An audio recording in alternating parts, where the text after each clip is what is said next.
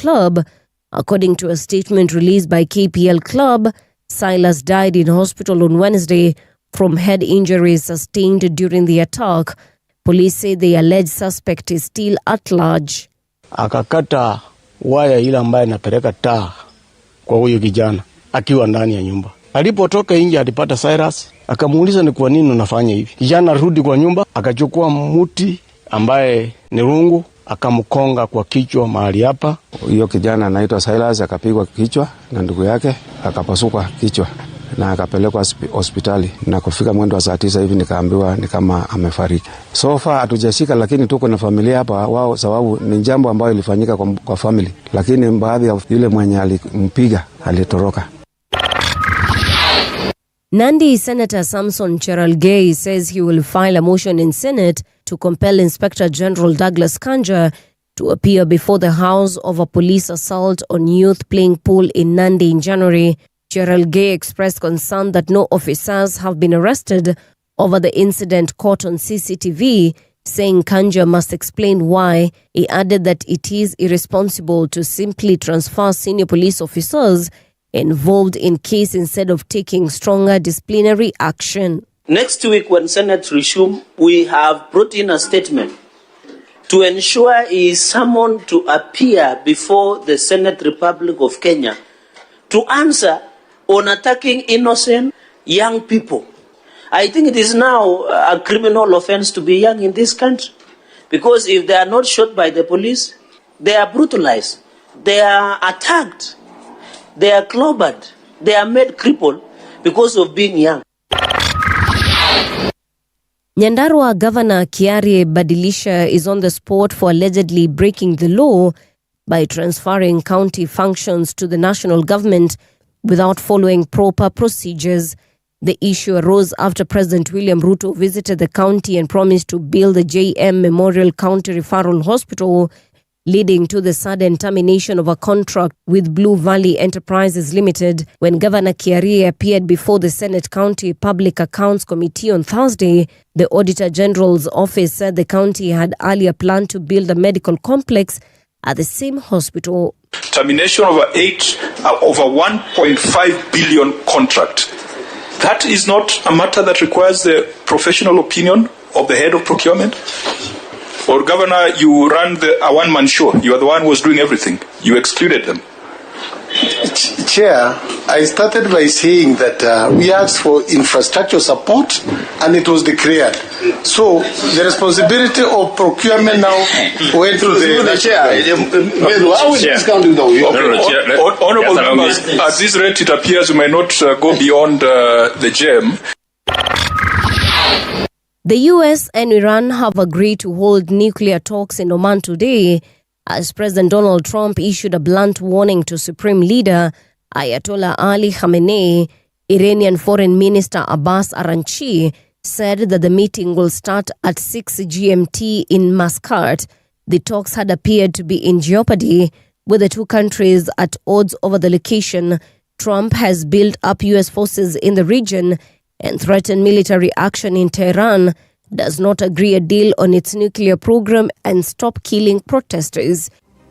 And that's the truth on Radio Generation. Good morning, I'm Winnie Maganga. The views and opinions expressed on this program are those of the guests and do not necessarily reflect the views of Radio Generation. Radio Generation assumes no responsibility or liability for the interviewee's views. This is Radio Generation.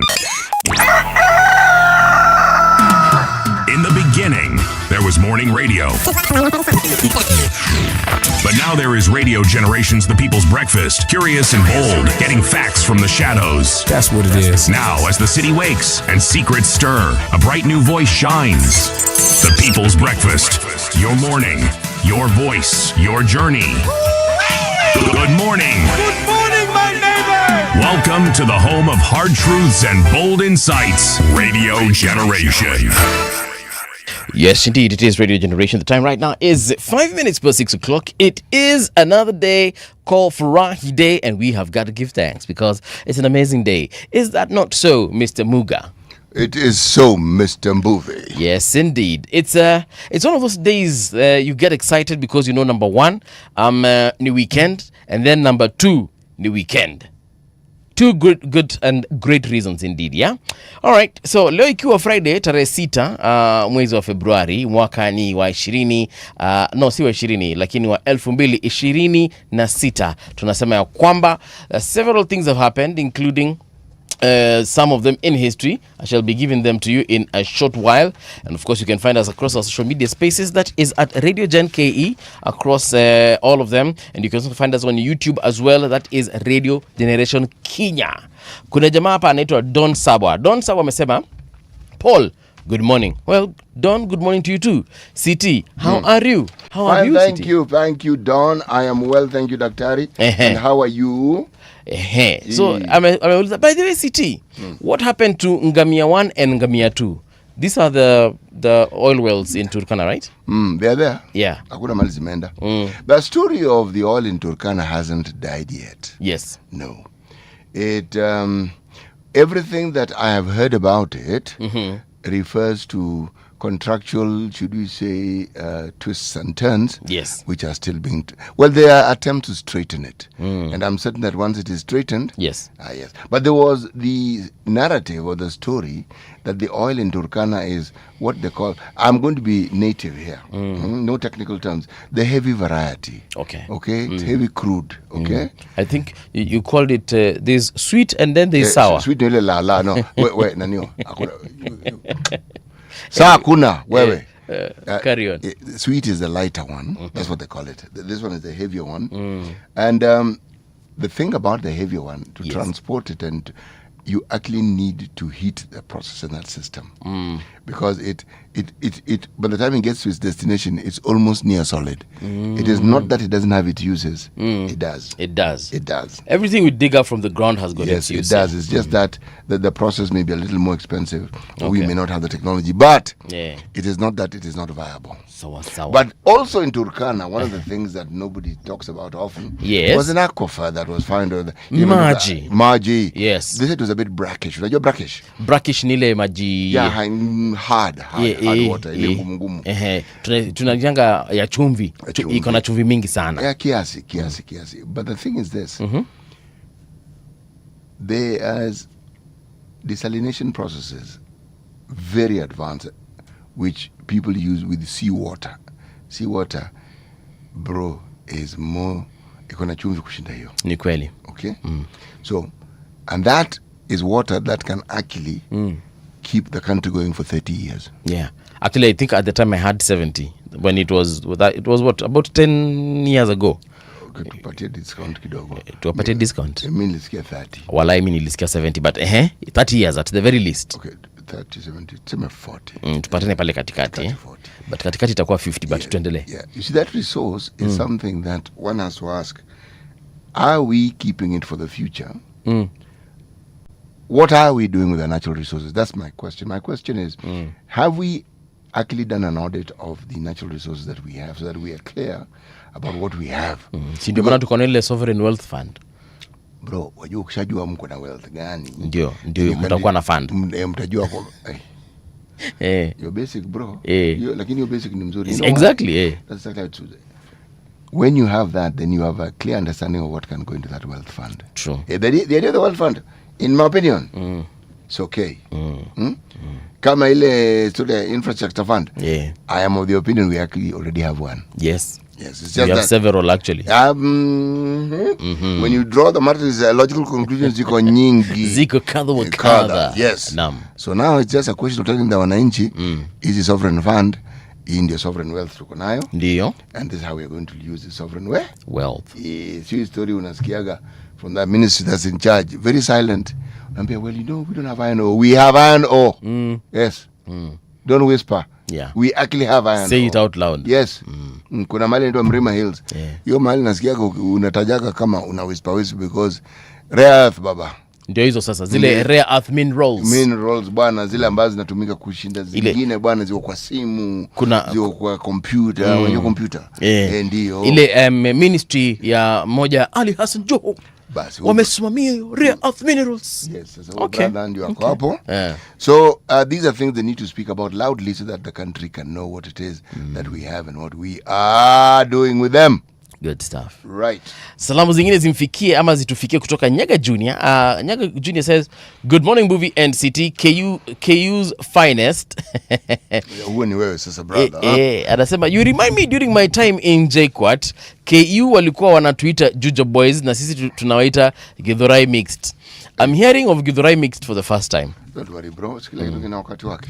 But you know, I don't, the reason why walikuwa wanaitwa Juja Boys ni kwa sababu apparently watu walikuwa wanasema JKUAT doesn't have pretty ladies, so all the ladies were considered handsome, hence that term of Juja Boys. But I went to JKUAT several times and I can tell you many of the girls that I saw were very attractive. Meaning you look at them and your eyesight improves immediately. Exactly. Unaona mimi actually hata tu niseme ukweli saizi nilikuwa kuna weekends nilikuwa naenda JKUAT kulala huko kwa sababu huko kulikuanga na mautamu fulani nilikuwa napata kule. So huko Kenyatta kulikuwa No. Kenyatta pia I should not misunderstand you. No. What I'm trying to say Kenyatta is had his fair share. Exactly. Yeah. JKUAT walikuwa na fair share. Yeah. So hii term ya Juja Boys malilitoka hiyo kidogo wasielewi. But it's in Juja, is it not? It is in Juja. So no, the boys part that kuwaita handsome girls hiyo ndio kidogo na disagree. There are people who believe that this wonderful school you went to is in Kangemi. Nairobi school you say?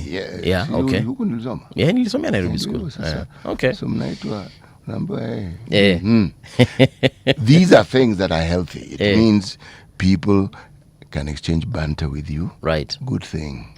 Watu wanasema ni good stuff. When you were in KU, walikuwa wanaita JKUAT bado Juja Boys ama it was just JKUAT? Ilikuwa haijajengwa bado. Hata iko imejengwa.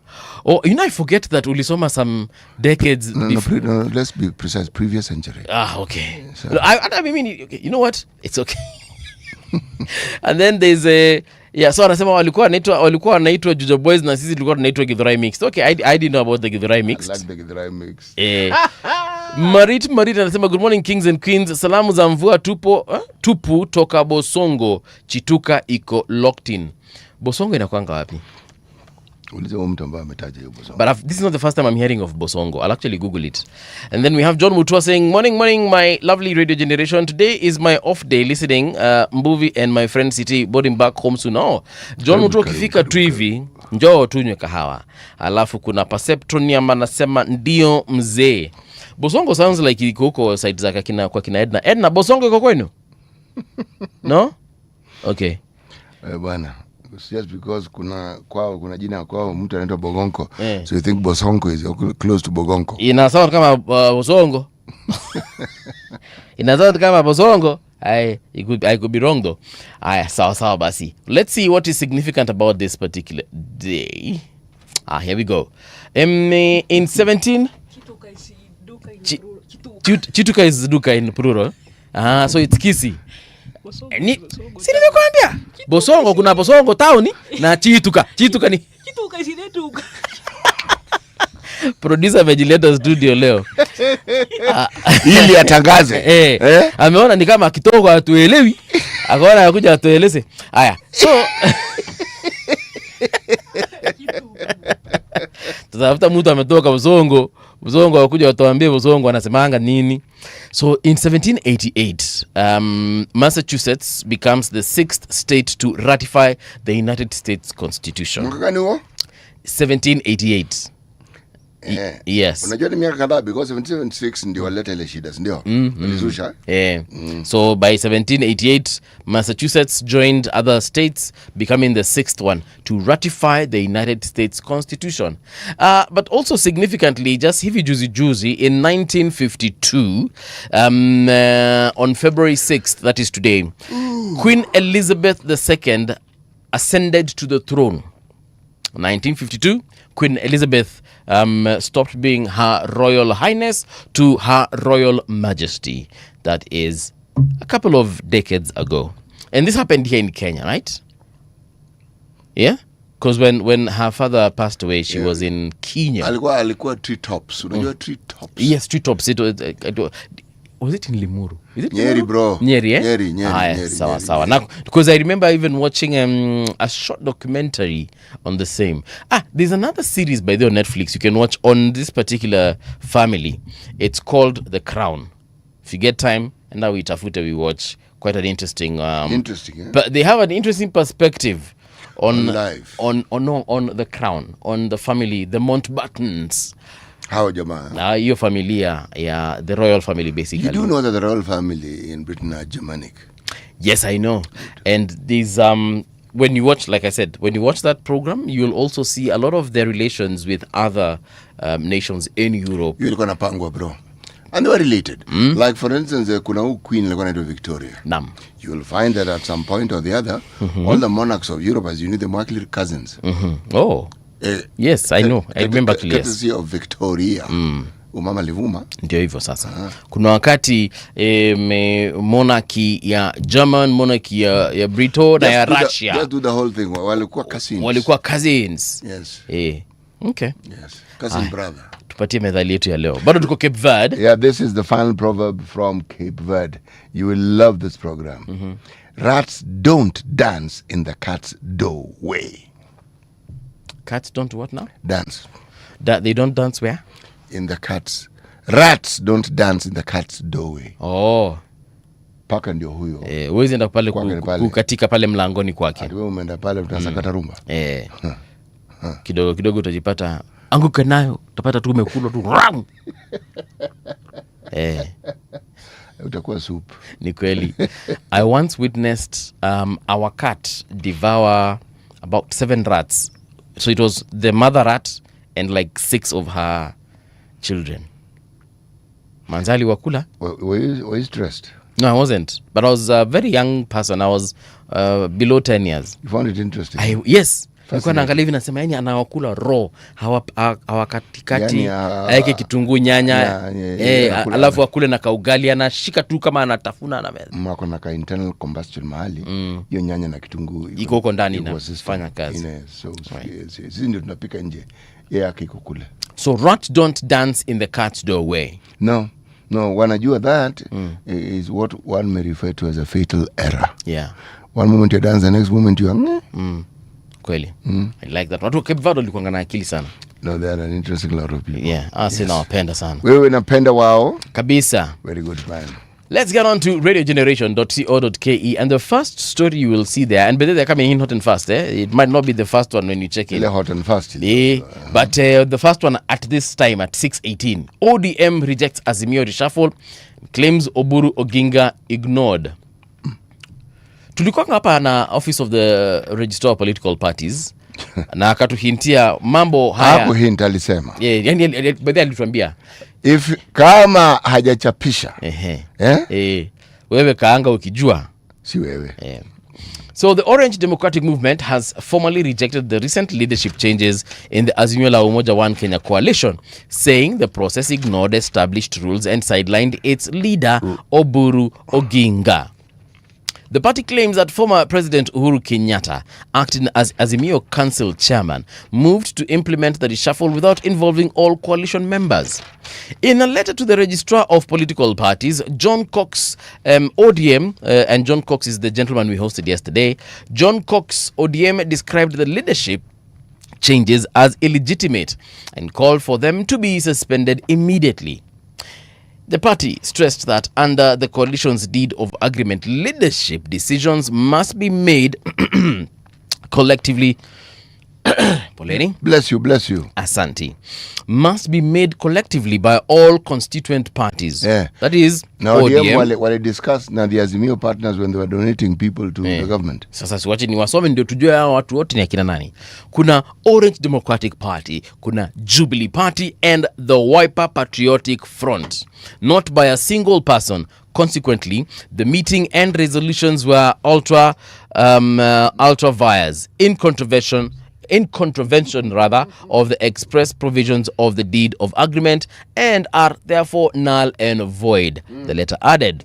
So, last but not least, ODM also accused coalition partners of sidestepping formal procedures when filling vacant posts and removing officials from both the National Executive Committee and the Council. Sasa mimi kuna kitu nilisikia jana John Cox akisema, that is the registrar of political parties.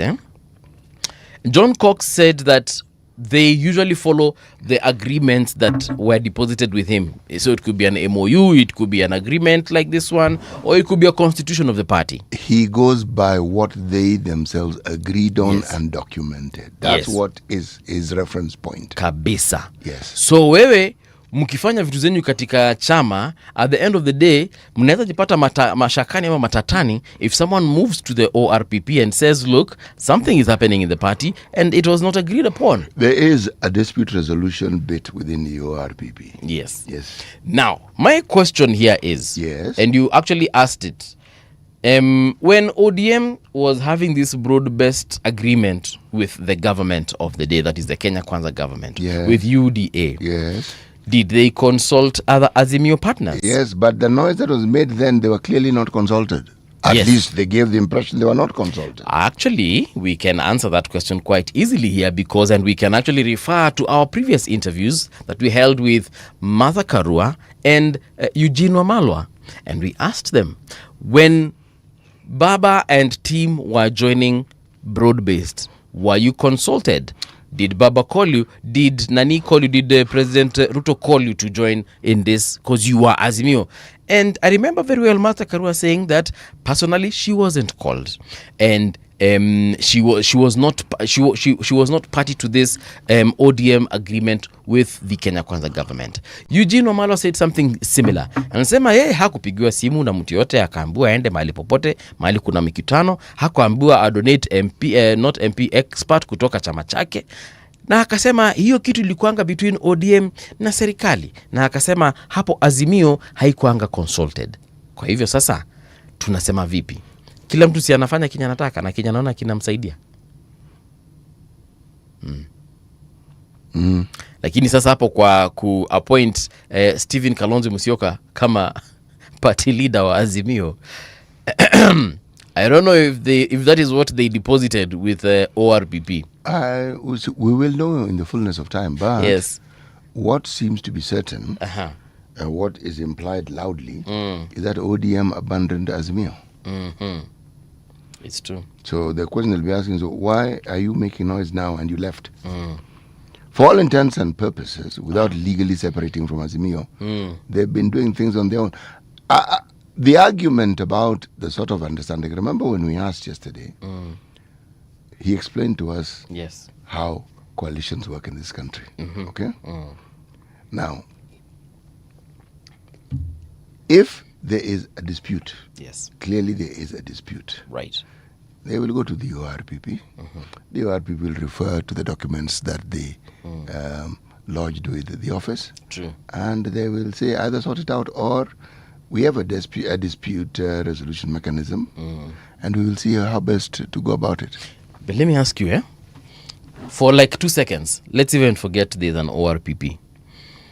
And let's just say that we would like to listen to what ODM party leader is saying. What exactly do they expect to happen? Because I'm looking at a situation whereby they decided to join a government that clearly the other members of Azimio were not interested to join, and they're actually not even happy with that government. But he is saying that you guys did not consult us so that we can agree, and already what you are doing, you are not in agreement on very many other aspects or many other issues. This one I don't think you will agree on either. There is a little detail here, and the detail here has to do not just with the donation, as we were told, of some ODM human resource to UDA, but it has to do with a much broader conversation within ODM. Yes. Within ODM, there are people who are asking, according to our documents and according to the written down wheretofores that the party goes by, it's the NDC that should determine who the party leader is, and that hasn't happened. So within ODM, there's disquiet. There is actually, yeah. So that disquiet is being added to with this declaration by Uhuru. But the good things about this thing is now we will get to understand fully what it is that the partnership deed was about. Remember, what is now happening is what we're told is called deeming. Yes. Wale deeming. Alitumia hiyo jina by the way. Sasa hapa watu wanakuwa deemed. Bwana, hii nakwambia siasa tutaona mambo mengi going forward. Aye. One last one before we get into the traffic updates. Let me tell you something. Paul, there's a problem here that I think we need to mention. Okay, please. The problem has to do with motorbike riders. They are one big lawless bunch. Literally lawless. And there, if you listen to people who work in the public service, the transport service, public service, yes, there is Uber, Matatu. Matatu, for the longest time, and their behavior has been terrible. But that terrible behavior of the Matatus has been overtaken completely by those who ride motorbikes. Yes. That lawlessness is already causing problems and disquiet. But when an attitude grows and is cemented, because these people seem to think that they have impunity, they can do what they like, it doesn't forebode well. Because essentially, we are allowing to mushroom a culture of hooligans who think they're a law unto themselves. Yeah. This is something that even as we talk about all the things that the police service ought to do, there needs to be a clear plan as to what it is they're going to do to manage this menace, because it is a menace. Yes. There's a time, I think it was either early last year or late the year before. Watu wa bodaboda walimit na police. And the purpose for this meeting is because they had agreed on several things. Number one, they were to group themselves into circles, and those circles were supposed to be regional. So for example, Mlolongo kuna na pia Mlolongo kuna a lot of other other smaller factions. So they were to organize themselves and even have some sort of identifiable markers, either on their pikipikis or on their the clothes that they wear. Did that happen? Kind of, because kuna pikipiki huwa naona zimeandikwa zikona like some kind of serial number, and that serial number is unique to the location where they operate. Yes. And for example, where I stay, where I live, I see some kind of organization huwa wanajipanga, hata wanaamuanga ni nani atachukua which passenger. So there's a sort of a queue. So if you pick a passenger and you come back, you join the last point on the queue, and the next person will have a chance, and so on and so on. So kuna vile wamejipanga. The hooliganism you see is, number one, it is confined to certain areas. Sana along highways and perhaps within the CBD, where you find matatus from all over. I don't think they're allowed to ingia CBD nowadays, but unapata on highways where you could have come from any part of the country, and you're probably transporting things along that particular road. So at that particular point, unapata it is easy, or it is ni rahisi kufanya hii hooliganism, because you are away from watu wenye wanafaa kufanya nini, wanafaa kuhold to account. So that is something that needs to be checked into. Number one, where they can operate, how far they can operate from their area of operation, or from their area of residence. I think those are things that needs to be discussed, so that we can know that hii pikipiki kipatikana hii area, for sure we know we can attach it to this area called George Padmore Road, for example. Maybe that is something, or I don't know how we can regulate that particular thing, but they and also how people are allowed to acquire these motorcycles. Hiyo ni swali lingine pia muhimu sana. Police training in Kenya is not just intense, it is deliberate and it is excellent. When the police seek to do what they're trained to do, they do it very well. Yes. This is something that they must deal with. The issue of resourcing, the issue of, those are completely different discussions. Yeah. But the problem with many problems that become big problems is they never start big. This one has grown, it is a problem. They are rude. They'll cut in front of you, they'll show you a one finger salute, they'll tap your car. They are rude. Rude. The vast majority may not be. Yeah. It's not them we're referring to. It's those who think the law is theirs to twist and turn as they see fit. Yes. Perhaps we need to invite someone from the boda sector. We will look into it. Because I'm sure they have chairmen, chairwomen. They have some sort of leadership. They do have some form of leadership that we can talk to. Well, we can talk to them. I think it is only fair that we hear their point of view. Yes. Na watuambie hao wenyewe wanajiregulate aje. Yes. Hao wenyewe wanajidiscipline aje. Hao wenyewe wanajuanga aje the criminal elements amongst them. Yes. Yeah.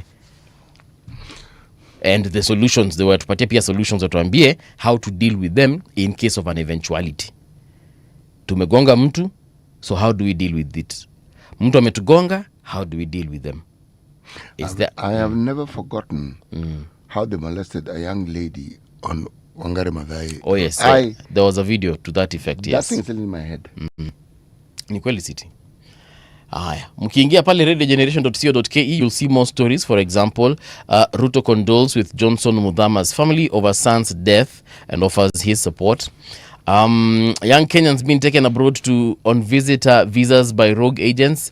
This is according to the Ministry of Labor. How do they know they're rogue agents? Yeah. If they're rogue agents, it means you know them. And if you know them, why are we telling us a story? Look, it's bad.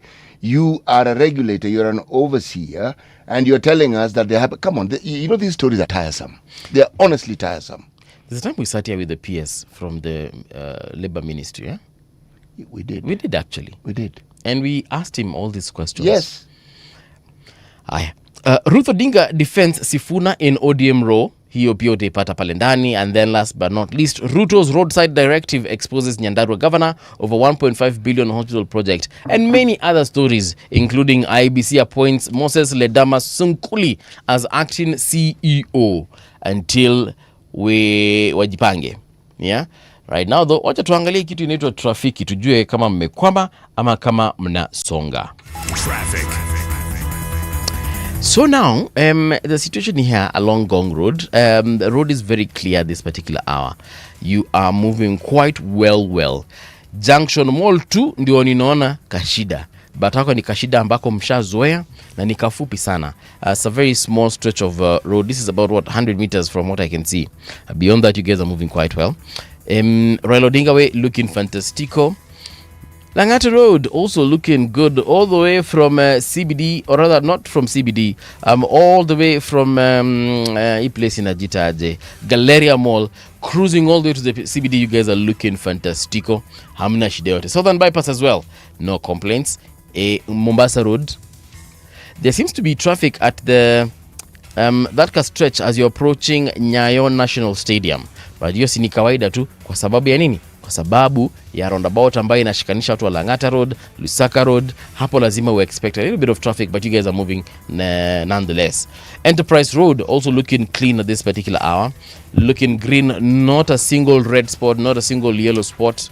Jogoo Road pale Makadara peke yake ndio kuna kashida, but you guys are moving quite well. Heshima Avenue, naona watu wa Shauri Moyo kule Pumwani, hizo barabara zote ambazo zinawa connect ziko sawa. Watu buruburu, hata ni kama hamjeka gari hata moja barabarani. So that means that no complaints through that area. Manyanja Road, kuna traffic as you're approaching Outer Ring Road. But after that, things seem to open up quite well. Airport North Road, leo hamuna traffic hata kidogo, naona mnasonga vizuri. Eastern Bypass as well, looking very clean. If I zoom out and head over to some area called Mombasa, kuna barabara ingine mrefu sana inaitwa Likoni Ukunda Road. Hiyo barabara ni nywe kabisa. Watu wa ni gani sasa? Hii ni Dongo Kundu Bypass, hiyo pia iko sawa. Pale katika Mombasa Island, ninaona mko fiti kabisa. Even within the island, there's almost zero traffic apart from those guys waiting to join the ferry. To board the ferry. Moi Avenue iko sawa kabisa. Kuna hii barabara inajulikana kama Lumumba Road, iko sawa kabisa. Links Road onto the main continent. Nyali Road iko sawa kabisa. Nyali Center pia iko fiti. Alafu kuni wapi? Wild Waters kule Links Road, hiyo pia iko sawa kabisa tena sana. Si tulikuwa kusema kitu? No? Aye, sawa. If you see something on the roads I should know about, well, holla at a brother. Traffic on Radio Generation. Switched off. Phone deals turned into rip-off game. This story is on page 4 and 5. And then we have a photo of President Ruto here with the beneficiary of the Nyota startup capital from Lamu in Kilifi and Tana River counties. Ruto aspirants army signals deep grassroots network. So what the Star is saying and what the Daily Nation says, completely different, but they're talking about the same story. Sitia tatusomea hiyo yake ya Daily Nation. Lakini hapa wanasema in siasa UDA revival strategy puts united opposition politicians on edge. That story is on page 4. From termites to crickets, student revive forgotten foods. As far as nutrition is concerned, on page 3. War chest against Ruto. Kalonzo in the United States to raise campaign funds. Hatai kutupatia pay bill. Homeboy's defender Abungana dies after fight with younger brother over land. So the story is on page 6 and it goes like this. Kakamega Homeboys Football Club and the Kenyan Football Fraternity are in shock following the untimely death of defender Silas Abungana. The 25-year-old who had joined the club from Shabana earlier this season was allegedly attacked by his younger brother in a heated dispute over a parcel of family land. In an exclusive interview, a club source confirmed the attack, revealing that the argument escalated to violence, resulting in Abungana being struck on the head with a metal bar. So several stories on social media about this particular gentleman who lost his life also suggest that apparently the family had an issue with his wife. How true that is, I don't know. But walikuwa wanasema hawakuwa wanataka udem, so walikuwa wamemwambia mara kadha wa kadha, bwana jamaa tafuta mtu mwingine, huyu hatuja approve. One of the problems that we've had with when we read these stories, it always brings us down to the state of the mental health of the citizens of this country. Because there are reports of certain violent occurrences that really get you worried. Because you have to ask, so what is it that gets into people's head that what happens? What happens? Because some deaths are so needless. Yeah. They are. Front page of the Standard, illusion of numbers. President William Ruto has been upbeat about the soaring list of aspirants seeking UDA tickets ahead of 2027, touting the numbers as proof of a party firmly in command. But beneath the bravado, the figures tell a more unsettling story. A party heavily tilted towards Rift Valley, bleeding interests in former strongholds, and revealing shifting allegiances that threaten to puncture UDA's claim of national dominance. So they're saying that, for example, the aspirants that have applied to vie for the position of governor, 149, senator, 279, woman rep, 323, members of National Assembly, 1,372, and then member of County Assembly, 10,230. Yeah? So 12,353. This is the number of UDA members who attended the Aspirants Forum for the 2027 general election held at State House. Hivyo ndivyo nini UDA Standard wameongea juu ya UDA. Wamesema wanaita illusion of numbers. Wamesema ya kana kwamba hizo manabari mnaona ni manaba, hizo si manaba, bali ni vitu zingine. Na ni kama wameita false bravado. You know that this freedom is freedom. Yes. Yes, and that is an interpretation, and that is an interpretation, and then somewhere in between there is the truth. But those numbers were there. Yeah. Whether they're 12,000, whether they're 10,000, whether they're 9,000, I will not quibble about it. But then I would ask, is UDA organizing themselves? The answer is yes. They are organizing themselves.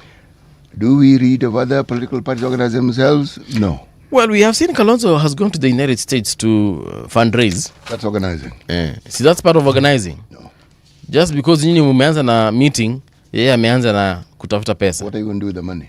once you get it. See, they campaign with it. And the campaign on what platform, on what ticket?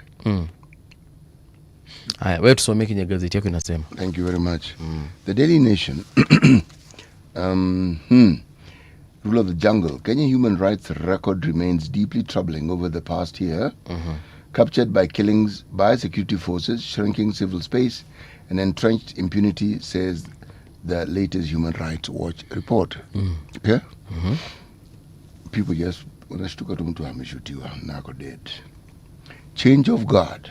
Okay. Faith says, this is Faith of the Yamo, 2027 polls will test her successor.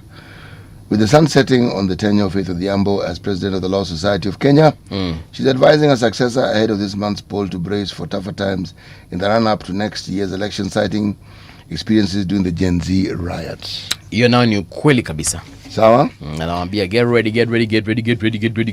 Right, on page 4 and 5 there is a story, and the Nation revealed dossier that opposition tabled at a week to Marjan's exit. Leaders claim that the extension of a contract for an election system supplied by a Venezuelan firm Smartmatic bypassed legal safeguards. Yes. Smartmatic. Unakumbuka ile Smartmatic? Hiyo ndio kitu imeweka Marjan Hussein Marjan kwa noma. Sasa. But this drama isn't new. There's always drama around procurement of what it is that will be required as equipment for the election. There's always drama. The thing I don't understand, the thing I honestly don't understand, are you telling me that all this education we provide in our universities, that we cannot come up with a system that would actually help run an election? Because other countries have systems that are developed at home. Older democracies with probably even bigger populations than ours. Because the moment you import a system, you already have invited problems. Oh, yes, you have. Who owns the rights? Who owns what? The story of the servers, has never been solved. And all that was required was the servers to be opened once and for all so that we stop talking about it. You've asked a very important question, and it's a very simple one, actually, because when you look at it, we have engineers in this country. We have professors in IT. We have professors in computer science. We have professors in anything computer that you can think of. We have professors in engineering. Exactly. Electric, electronic, the works. Yes. So we have people who code. They do. And we have them. We have programmers. We do. And I'm using all these names because I don't know who is who in this particular thing. But it speaks to that particular... Yes. I know them because they are employed by our companies here. They're employed by Airtel, Telcom, Safaricom, and any other tech company. They're employed by banks. These are not foreigners. These are Kenyans. And if they're foreigners, one or two. But they're majority Kenyans who can actually write these codes, as I hear them say. They can make these programs. They can engineer equipment. They can craft and create. Yes. Kama tuko na Delaru hapa yenye nasikia ilifungwa, yenye na print pesa. We don't need to print ballot boxes outside this country. Delaru are not the only ones who can do that, by the way. Exactly. There are 3 other firms that can do exactly what Delaru is doing. Right.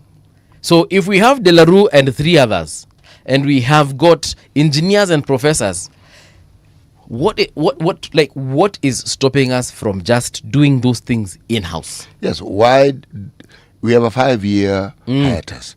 Surely should that not be a task that say JKU at the engineering department, whatever? Can they be tasked, guys? We've got 5 years, Yeah. Come up with something that works. Yes. Kuna hizi universities zote hapa zinafunzanga vitu za IT na computer science. So from government to public universities. And the people who come from those universities get employed to ply the trade that they were trained for. Actually, some of them are even employed outside this country because of their expertise. Yeah, so you're telling me we cannot come up with this? Tuko na watu ninajua tu. Na mi niko na marafiki wako kwa hii field.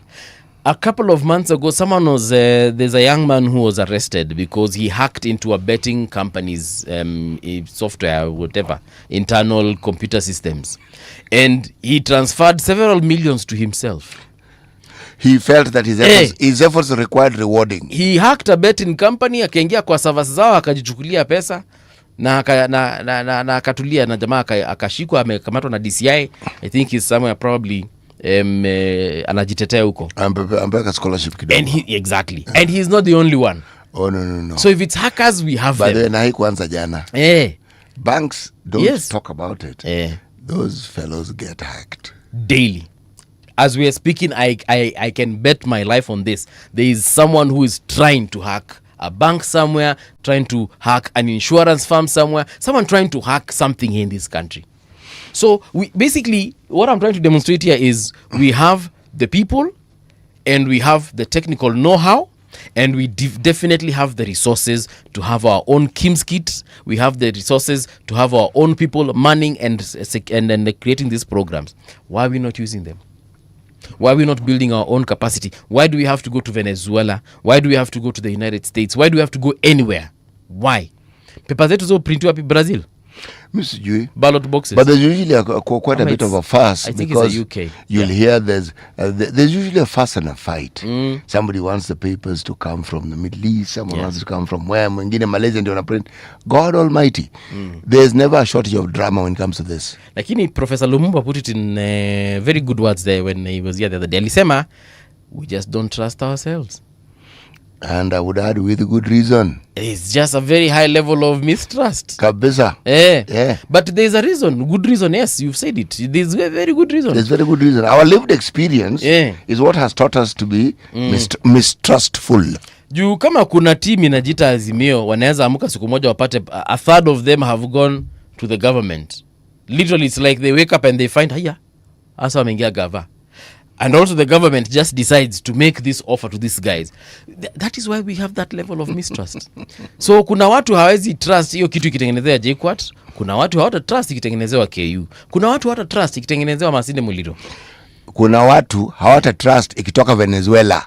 So it is not, we apportion this mistrust quite liberally. It's not as though we focus on just one. We are mistrustful.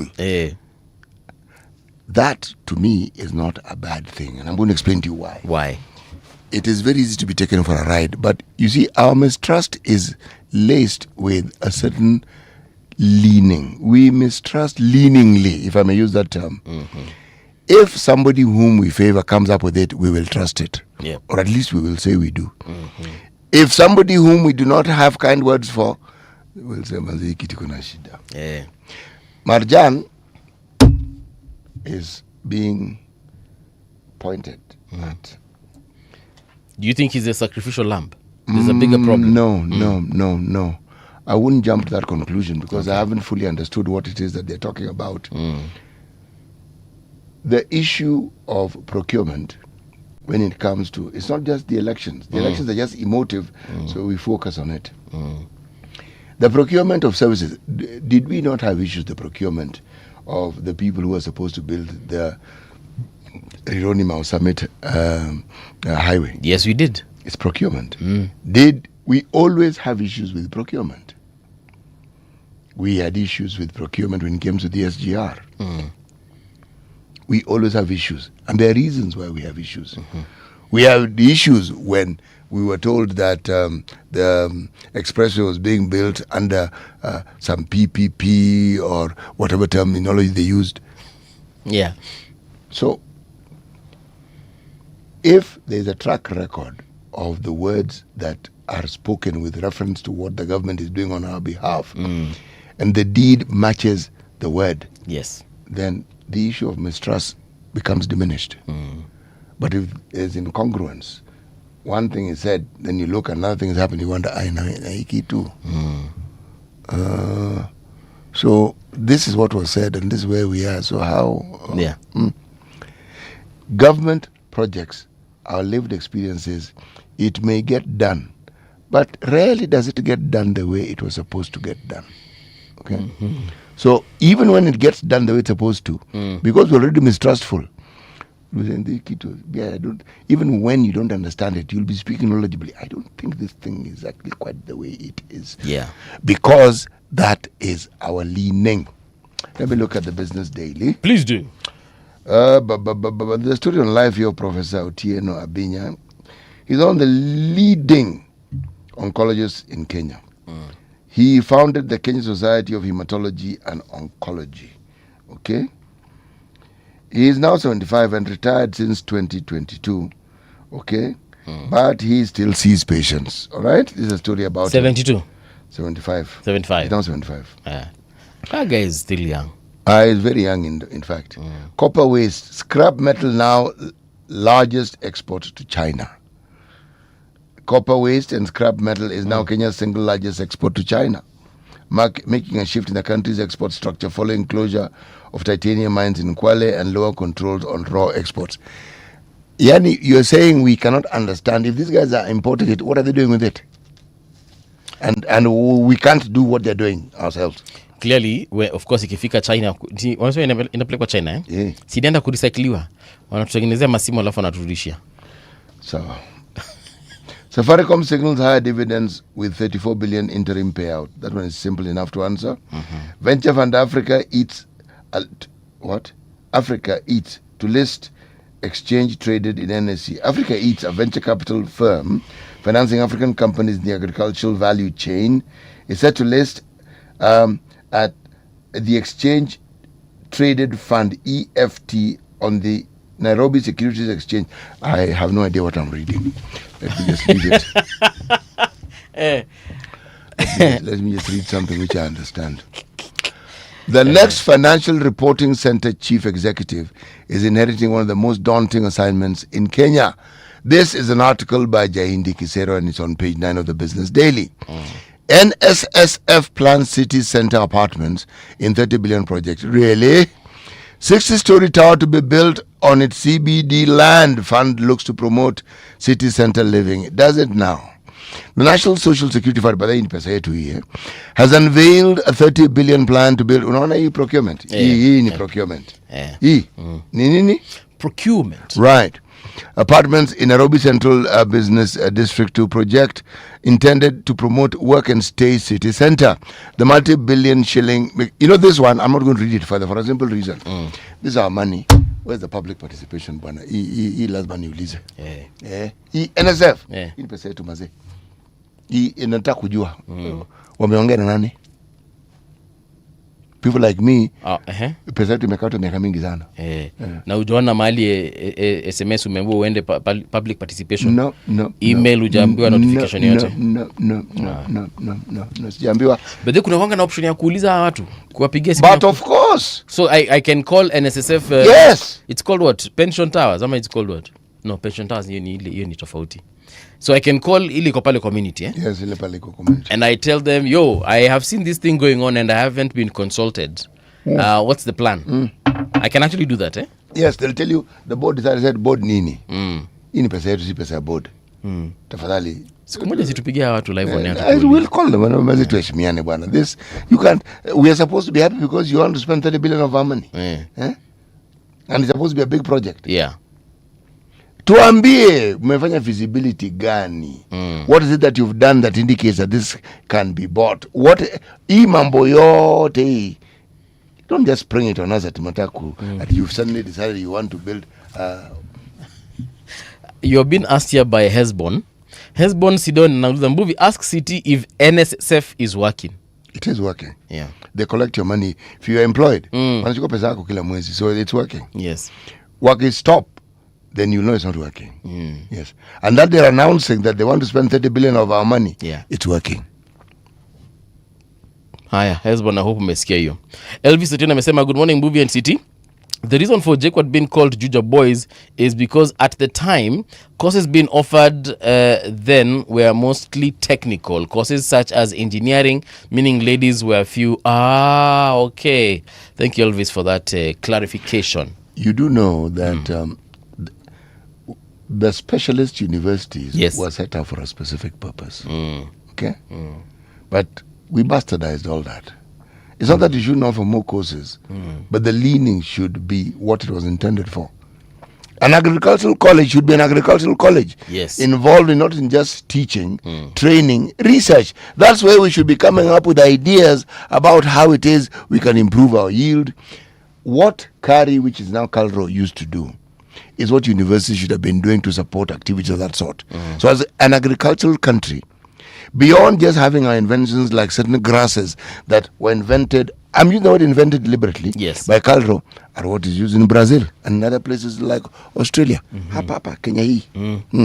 Si hapa tu ndio walitengenezea tu hapo, walitengenezea katumani that I was about to say the same thing. that Hapa maize, too. yes. That maize which looks like it has stunted growth. Yes. And yet yes. and yet its output is massive. We also had another one, Bluetooth, biotech cotton, genetically modified cotton that could withstand our pests here. My friend, what about mangoes? What about... You're right, because when you look at and by the Kalro wakona shamba kubwa huku Kikuyu. Because I'm saying it because I have actually been there. I did part of my internship at the Kenya Forest Research Institute, KEFRI. That is where I did my nini. Na tulikuwa tunaenda kwa hizo shamba za Kalro kuchukua some specimen depending on whatever experiment we were doing on the day. And those guys have got a huge shamba that has got a lot of vegetation, varieties to choose from.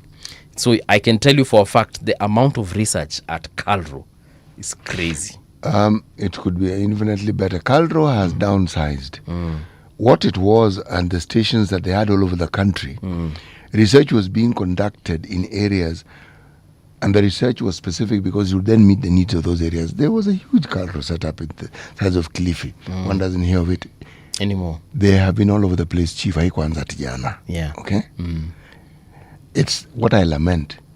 We seem to regress. We have these wonderful things, and over time, instead of them improving and becoming larger than life, they diminish. Yeah. Yes. It's crazy, man. It's absolutely crazy. If you go through the education system and in terms of sciences, if you go through the education system in Kenya, you will realize the potential in this country for research. We have it. You see, when you had schools like these pathways that we're talking about, we had pathways. We had schools that taught, the option was they didn't teach technical subjects, but they taught business subjects. Their typewriters, they did what. The schools that taught the humanities and what have you, but they taught technical subjects. Meaning, it was a pathway. The pathway was what we now call TVET. You'd go to either the village polytechnic after 7 or 8, or you'd go to the polytechnic, what we now call national polytechnics. Instead of building more, what we then go and do is we make the technical college a university. Why? Why don't you just build a technical university? Yeah. One thing I actually credit President Ruto for is he actually said at one point, this was during his first days in office, alikuwa anasema hizi universities nyingi zenye, especially zenye zilikuanga technical colleges kitambo na zika convertiwa to universities, should revert back.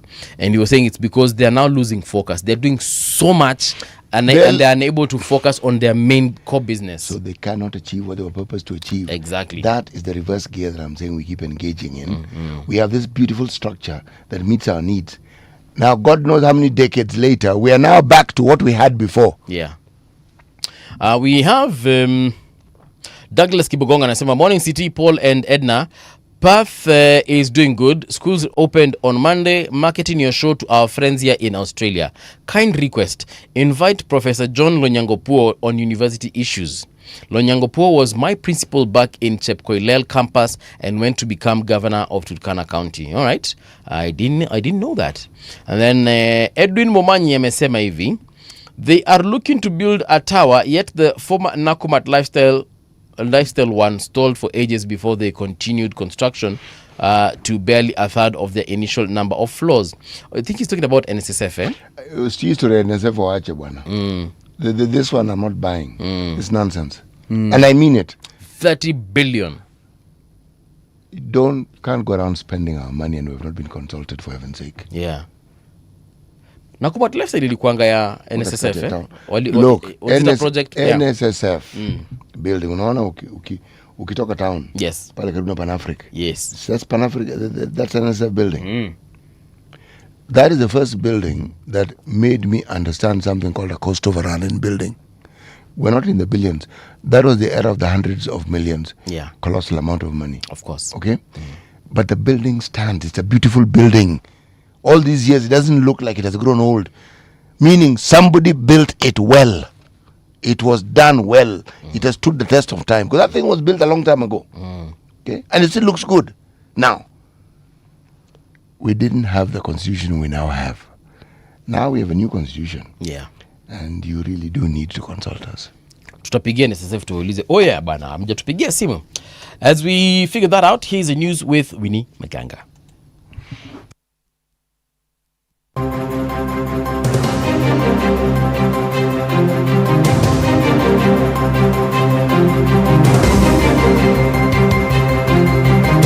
This is the Radio Generation News. Good morning, I'm Winnie Maganga. Human rights defenders are warning that civic space in the country is shrinking, a move they say threatens freedom of expression and democracy. Speaking during the launch of research report on activism in Kenya, stakeholders call for joint efforts to protect the civic space. The players, among them Power 254 CEO Njeri Mwangi, also urged activists to mobilize young people to register as voters, take part peacefully in politics, and defend a democratic space ahead of the 2027 general election. I mean, in the last year, there are laws that have been introduced, bills that have been introduced to further censor and curtail any dissenting voices. And so governments, as citizens, as business people, as church, we can't say that I don't care about politics, because politics is affecting our very, what we put on the table, if we even have anything to put on the table. So it's inviting all these players to see how we can move together to move this country to the place that we want it to be. I think it's absolutely possible for young people to get more involved and for artists to rally up voter registration amongst all Kenyans, whatever the demographic. Police are investigating a violent incident in Kabete where a 25-year-old man was killed by a mob and his body set on fire. The victim, identified as Wesley Matekwa, was reportedly heading home after watching a football match in Congo area of Kawangware, where he was confronted by two women who allegedly robbed him of his phone.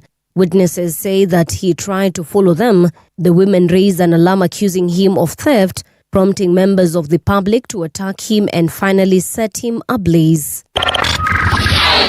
A man has been charged in court with conspiracy to fraud over land worth 23 million Kenya shillings in Ruiru. Stephen Mburu Paul denied the charge after prosecutors told the court that he conspired with another person not before court to defraud John Nganga of a parcel of land in Ruiru East. The court heard that the accused allegedly transferred the land into his name by falsely claiming he had purchased it. Paul pleaded not guilty, and the court will determine his bond and bail today.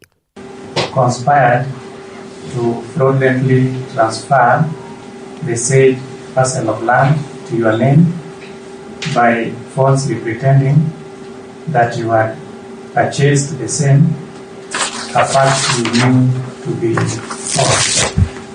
Have you understood? Is it true or not true? It is not true. Police in Nairobi have arrested 10 Ethiopian nationals who were found walking along the Korogosho-Lucky Summer Road without identification or travel documents. Police say officers from Lucky Summer Police Station acted quickly and the move may have prevented a human trafficking attempt. In a statement, the Kenya Police Service said the group will be processed for a court appearance and possible immigration action.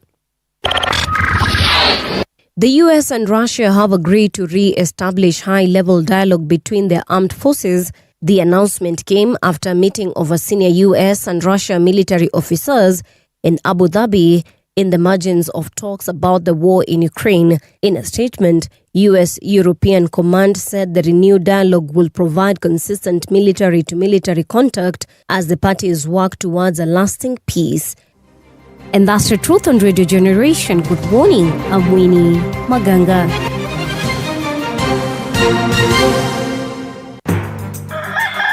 Good morning, my neighbor! I am C.T. Muga, and every weekday morning, we wake up Kenya with the conversations that matter. And I'm Mungala Mbuvi. From 6 a.m. to 10 a.m., this is the People's Breakfast, where politics, society, and real life meet honest discussion. We break down politics without fear. Ask the hard questions. We challenge power. And give the people a voice, not noise. From governance to the economy. From culture to current affairs. We don't sugarcoat, we tell it as it is. So tune in, call in, speak up, be part of the conversation. Every weekday, 6 a.m. to 10 a.m. on the People's Breakfast. Radio Generation, 88.8 Nairobi. The views and opinions expressed on this program are those of the guests and do not necessarily reflect the views of Radio Generation. Radio Generation assumes no responsibility or liability for the interviewee's views. This is Radio Generation.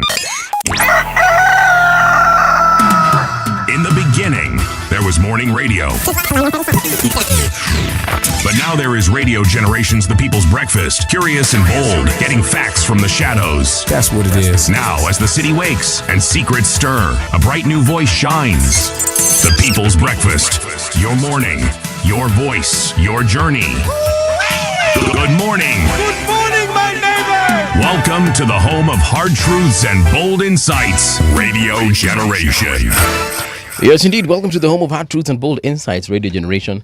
Kuna jamaa ametuambia anatumarket kule Perth in Australia. Yes, indeed. Sio industrial area, Australia. So sisi tuko na industrial area. Wako na Australia. Yes, yeah. Wacha tumarket huko hivyo. Na pia watu wa Guangzhou kama wanatusikia, I'd like to know if they can hear us by the in Guangzhou, China. Whether they're using a VPN or they're getting us live and direct. Remember I told you this one time, I used to be on a radio station and they would get my broadcast from a week earlier. And I was like, wasi, mnasikiza show gani bana? Some of the news they were giving me, I was like, but I said that thing last week, same day. Big shout out to all the folks who are tuning in, including our very own Rani Abdi. Kuna Chess Ndosi pia wameamka mapema leo. Catherine Masharia, kuna Chungu Mutesia, a very good morning to you, and of course the one and only Samuel Otieno. Karibuni tena sana to Radio Generation. If you're listening to us for the very first time, my name is Mungala Mbuvi, and City Muga joins me on this thing we like calling the People's Breakfast. In this hour, we are having a conversation around a couple of issues, and we're definitely going to be sharing them. So feel free to tell us where you're tuned in from, and we'll definitely give you a shout out, Vilivio. Someone has said here, ODM abandoned Azimio, and I have to do it like this because imetuma ikiwa on portrait mode. ODM abandoned Azimio. Why are they making noise now? This is Brown Ashira. You remember Brown? We hosted him yesterday. Amesema watu wacha kupiga makelele bwana. Walitoka hapa kitambo sana. Walitoka radha kwa muungano wa Azimio kitambo sana. Waache hizi stories that they were not consulted. Lakini kutoka hawakutoka. Yes. Wako tu ni venye hawako. Yes, they deviated from the norm. Yes. But and there was a lot of double speak. Yes. We are not out, but we are also not in. Yes. And we haven't left. Yeah. But we are together. Yes, and we are helping, but we are still. You know, this is an African problem, eh? Yes. No, it's a Kenyan problem. It's a Kenyan problem. Yeah, tuko lakini hatuko, but tuko pamoja bro. Vile unaniona mazee, siko. Lakini tuko. In studio we have governance expert Peter Mushendu, and he is also is it a board member or do I say a director? I am a director at Konza Technopolis. Yes. Karibu sana Peter. Asante. Si umesikia maneno tunasema ya Azimio. So ni kama huko lakini huko. Yule unaniona hivi. Tuko pamoja lakini kwa sasa siko. Sisi ni kama ameanza kukaa Island sana. Elewa hii lugha sana.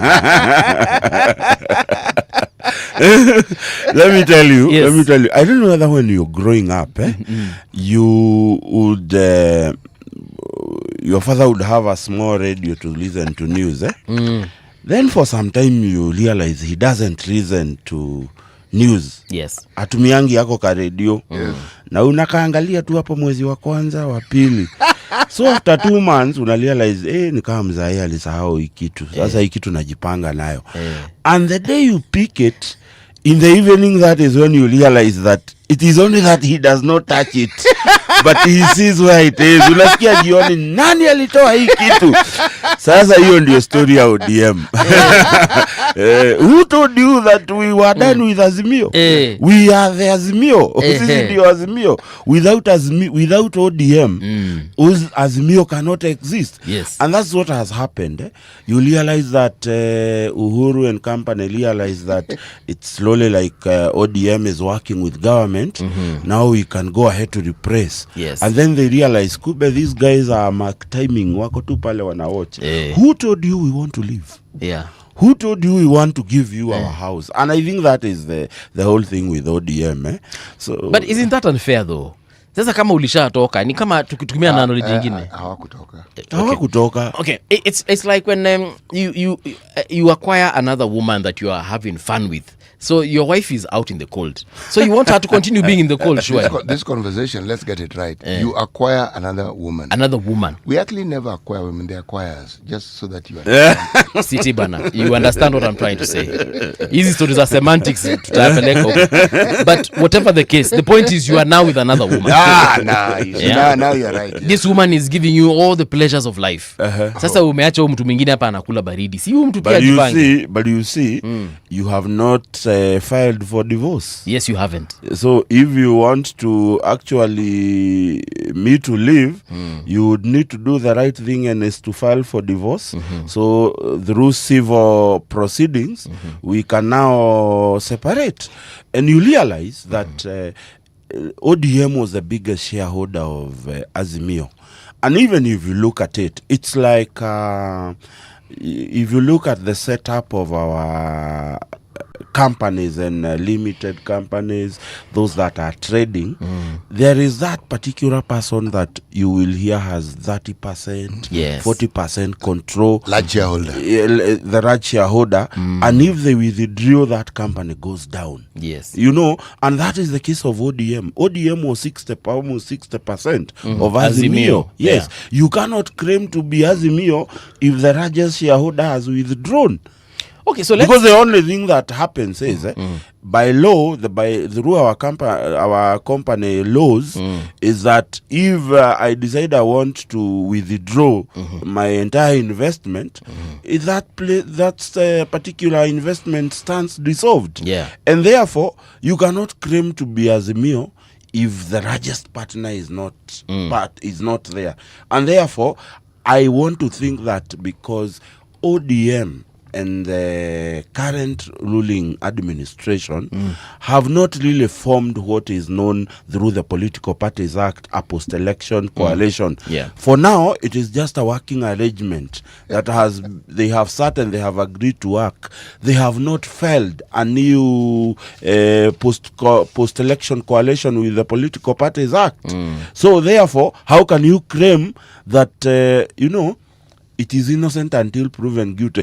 Nyinyi ndio mnasema huku ati walitoka. Yeah. But do you have any rigor, any set statutes of law that proves beyond reasonable doubt that they left Azimio? Actually, you're right, because yesterday we hosted the Register of Political Parties. Na akasema, at the end of the day, if they come back to him, they will have to look at the understanding they deposited with the office of the Register of Political Parties. Yes. So if they have whatever they are doing right now, whether it's ODM or the remaining members of Azimio, if they do not follow what they deposited with the ORPP, then whatever it is they're doing is null and void. But you see, at the end of the day, whatever happens today, if ODM is working with the ruling coalition right now, yes, and that arrangement is still an arrangement somewhere in a boardroom of gentlemen, yes, as long as that arrangement is not officially and legally put to the registrar of political parties, then that means that any pre-election coalition agreement that was deposited with the political parties registrar remains legally viable. It is, you cannot say that ODM is not a member of Azimio, because as far as the registrar of political party is concerned, the pre-election coalition that ODM signed with the rest of the party is still in place. I'll give you an example. We were ruling the other day about the majority leadership in the National Assembly, and you realize the ruling party filed the new post-election coalition agreement that actually validated them as the majority shareholders or the majority in the National Assembly, and therefore I think that was clever of ODM. On one hand, we are working with government to realize the dreams of our people, but on the other side, we are holding, in the English language, they say that they are holding the other political parties by the balls. They cannot do anything. They cannot go anywhere. Because today, let Jubilee or any other party try to invalidate that pre-election coalition agreement. Because the idea here, it is to remain with the identity of, what do you call it? The identity of, what do you call the coalition? Azimio. They want to retain the identity of Azimio. So that is why they are trying to kick out ODM. Right. But ODM, as much as they may have left, they are going to make sure that nobody holds that identity called Azimio. It will be extinct, trust you. The leaving cannot actually be realized until you break that pact that they got into. The leaving of ODM from Azimio? Yes. Okay. This is just conversation that we are having. A coalition of political parties is something that is not only entrenched within the regulations of the political, the register of political parties. But my friend, a certificate is issued, meaning it is entrenched. Yes. Hiyo kitu ni sheria basically. No, ni sheria. Yani kwa ufupi na urefu. He also stated that when you want to disengage, the disengagement process is also part of the agreement, the dissolution. This is how we are coming together. This is what we are going to do. In the event that we wish to not work together, this is the process that will follow. That is exactly how it's done. That process has not been, we don't know, it has not been done. If ODM wanted to leave Azimio, they would have to follow what it is they wrote in the coalition agreement that they had. This is what we do if we want to dissolve this agreement. So the agreement stays intact. It is not dissolved. Because this is interesting. It's happening months after the passing on of Right Honorable Raila Odinga. I don't think if Raila were alive today, we would have seen a change in the kind, like for example, this conversation wouldn't even have been taking place. Exactly. Hatungeona Kalonzo ndiye amekuwa sasa party leader wa Azimio, hatungeona Rafael Tuju ametoka mali ametoka, kuna mambo mengi hatungeona. What I am interested in, what I find curious is former President Uhuru's involvement in current political issues. I find it interesting. I don't actually find it, well, I mean, I find it not necessarily interesting, but I'm finding it, I'm looking at it as one of those things like, what the hell, you know? I expect him to retire. No. And we are going by what the previous presidents have done. President 1, Jomo died. Okay, on the job. Okay? Right. We saw President Moi retired. We saw what he did in his retirement. Okay? So Kibaki. So we believe that the president was said, when you retire, you retire. But we have a retired president here who is still very actively involved. That's what I'm saying. I find it curious, and I'm keen. But it is because he's also very young compared to his predecessors. And let me tell you, even after President Tutu is done with his time in office, if he decides to retire, pia sisi tutaona, tutajuliza, is he still going to be active in politics like President Uhuru is currently active? And I think he will be very active. I personally do not find it unusual, neither do I think there's anything wrong with the former president being active. I'm just curious, to what end? Because politicians don't do anything without reason. There is a reason, and that is what I'm curious about. Peter, on the front page of the Standard, I don't know if you've had the chance to look at it, wanasema illusion of numbers. President William Ruto has been upbeat about the swelling list of aspirants seeking UDA tickets ahead of 2027, touting the numbers as proof of a party firmly in command. But beneath the bravado, the figures tell a more unsettling story. A party heavily tilted towards Rift Valley, bleeding interest in former strongholds, and revealing shifting allegiances that threaten to puncture UDA's claim of national dominance. So in very many words, what the Standard is trying to say here is that despite these numbers that we saw as far as aspirants are concerned, they're not necessarily at a national outlook. It's probably in specific regions. Paul, have they provided evidence to support In what fact, they're I was saying? going to ask that. It's like you're reading my mind. Yeah. I have gone through that particular piece. Yes. The first thing I do when I wake up in the morning is to peruse the papers. Okay. There is no single piece of evidence that is an illusion. This is the editor of this particular paper trying to find a headline to sell a newspaper, because how do you invalidate the fact that in Limuru, where I come from, there is almost over 100 people who had registered to be aspirants of UDA? How do you invalidate the fact that in Kiamba, in Kikuyu, in everywhere, there are people interested to vie with UDA? I mean, did you talk to everybody who has registered as an aspirant so that you can invalidate their intention to contest under the UDA party? You know, some of and I say this, some of the people who write for the further estate, they write for optics, not to do facts.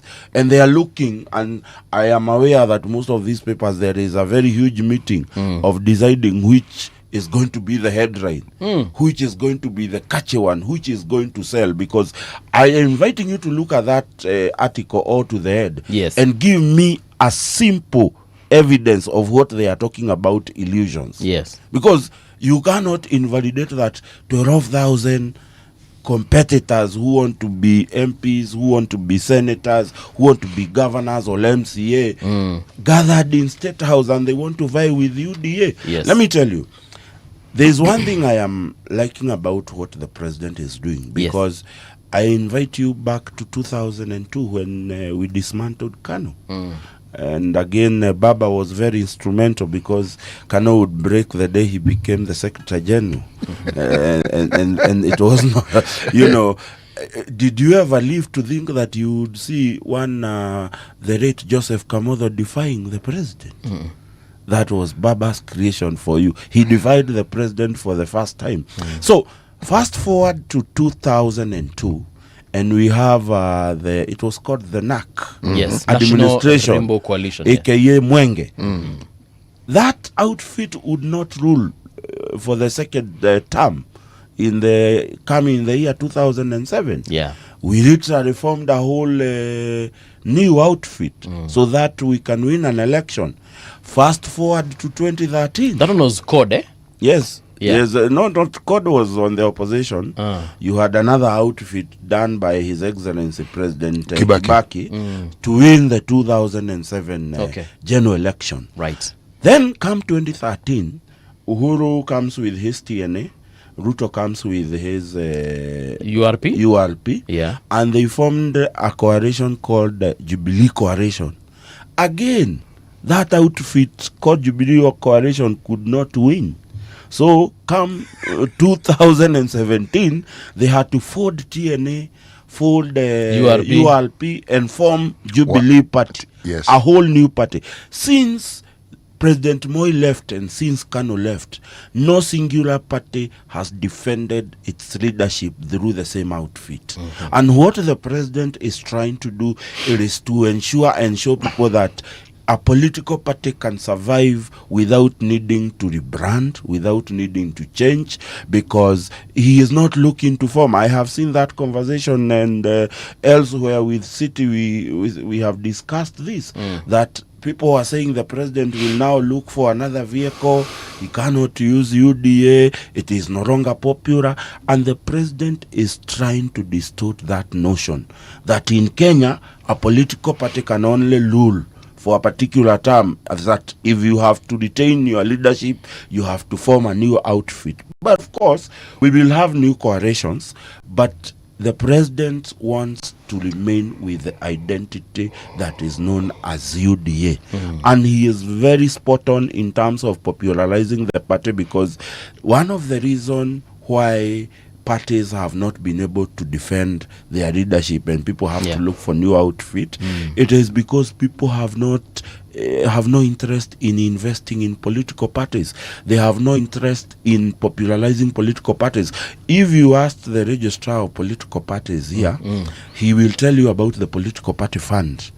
UDA, of course, having an ODM having some of the biggest numbers in the National Assembly and in the counties, have gotten the biggest share of the political parties fund. And practically, and I was asking someone the other day, he was saying, the president is using state resources, and I invited them to go to the controller of budget and see how much money is being given to some of the political parties like UDA, which have very big numbers. And therefore, it is one of the resources the party is using to reinvent itself. The reason my good friend, and you are with him here, the Honorable Marara, was sent out of UDA, he thought the UDA coffers were for his to spend at a personal level. That is why Marara was spending the UDA money the way he sees fits how. And invite me next week, I will come with evidence of the money that he squandered at the UDA headquarters. It's one of the reasons he was actually sent out of the party, because political parties fund is meant to help the party create awareness, build its grassroots support, being able to sell the policies. You would realize the UDA manifesto and is it the 14 or 15 point agenda that the president, those are the things the political parties fund is supposed to help a party popularize. It is not supposed to be a luxury fund for people like Marara. They want to go to Mombasa, they want to go anywhere, and they create fake events so that they can be able to go there. I was reasoning to him the other day here, argue about who has taken what, and I'm like, since when does a kettle call another one black? So what I am saying is that the president is going to make sure that UDA remains his outfit going on to 2027. So President Ruto will run on a UDA ticket. He will run on a UDA ticket. Because what wamekuwa akisema, even the way he's having these conversations with Akina ODM and perhaps even other parties, he might end up running on an ODM ticket. No, not really. I don't think so, because as one Moses Kuria keeps saying, you cannot, as a groom, you cannot go to your wedding with a vehicle that is being given out by the father of the bride. It looks weird. And therefore, I don't think the president, at this point, yes, the president requires to speak with everybody. Yes. But please remember, he is still at the pivot position. He is the head of state. He is the head of government. He is going to form a coalition with ODM. Yeah. And you know, I look at people, who is ODM? Because that's the question that is ringing. Yes. Who is ODM?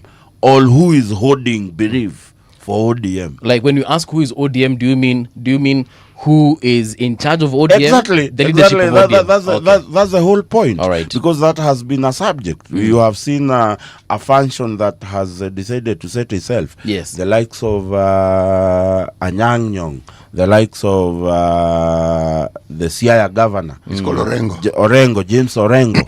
The likes of Sifuna. Let me tell you, those old wazes who are my political mentors. Yes. Sifuna is not old. No, Sifuna is just a spoilt boy here in town, and that we can deal with momentarily.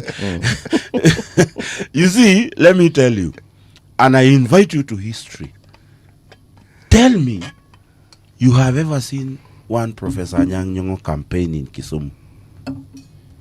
And I'm inviting anybody to show me a political alibi. Actually, I have seen him campaign. No, hold on. For governor, for the MP, it was okay. No, even governor. Yes, I saw him campaign. Yes, let me tell you. One, Professor Nyang Nyong. One, James Olengo. These guys, since they started vying city, they have never had opposition for their tickets. They have never gone to a nomination for their tickets. Because they are considered to be Baba's people. So they don't have to campaign. They are given directly ticket. And because Baba's word is final. Actually, they campaign. I'm going to explain to you what I mean. I know what you're saying has merit in the sense that they more or less have a through pass. Exactly. But what often happens when they're given that through ODM pass, somebody then contests as an independent. Or somebody goes, but you will not go far. Exactly. Because so they're more or less assured of a win. What I am saying is it's not even, we are not even talking about that general election, because at the general election you have people, if I want to go against Anyang Nyong or Orengo, I will do that. But I'm saying as far as the ODM party is concerned, they have never invested a single coin into the power and authority they were given by Baba when he was alive. And therefore, there's this kind of caliber of people who are used to be protected by Baba. Because Baba would say, these are my people, they are going all over the country campaigning for me. You would expect them to behave the same way they are behaving, because the moment you are covering is gone. And the moment the people who are left don't want to carry your burden anymore, you will strike. You know, I have heard Anyang Nyong claim that he was left in charge of ODM when Baba went to India. It actually was in charge when Baba went to Ethiopia. Yes.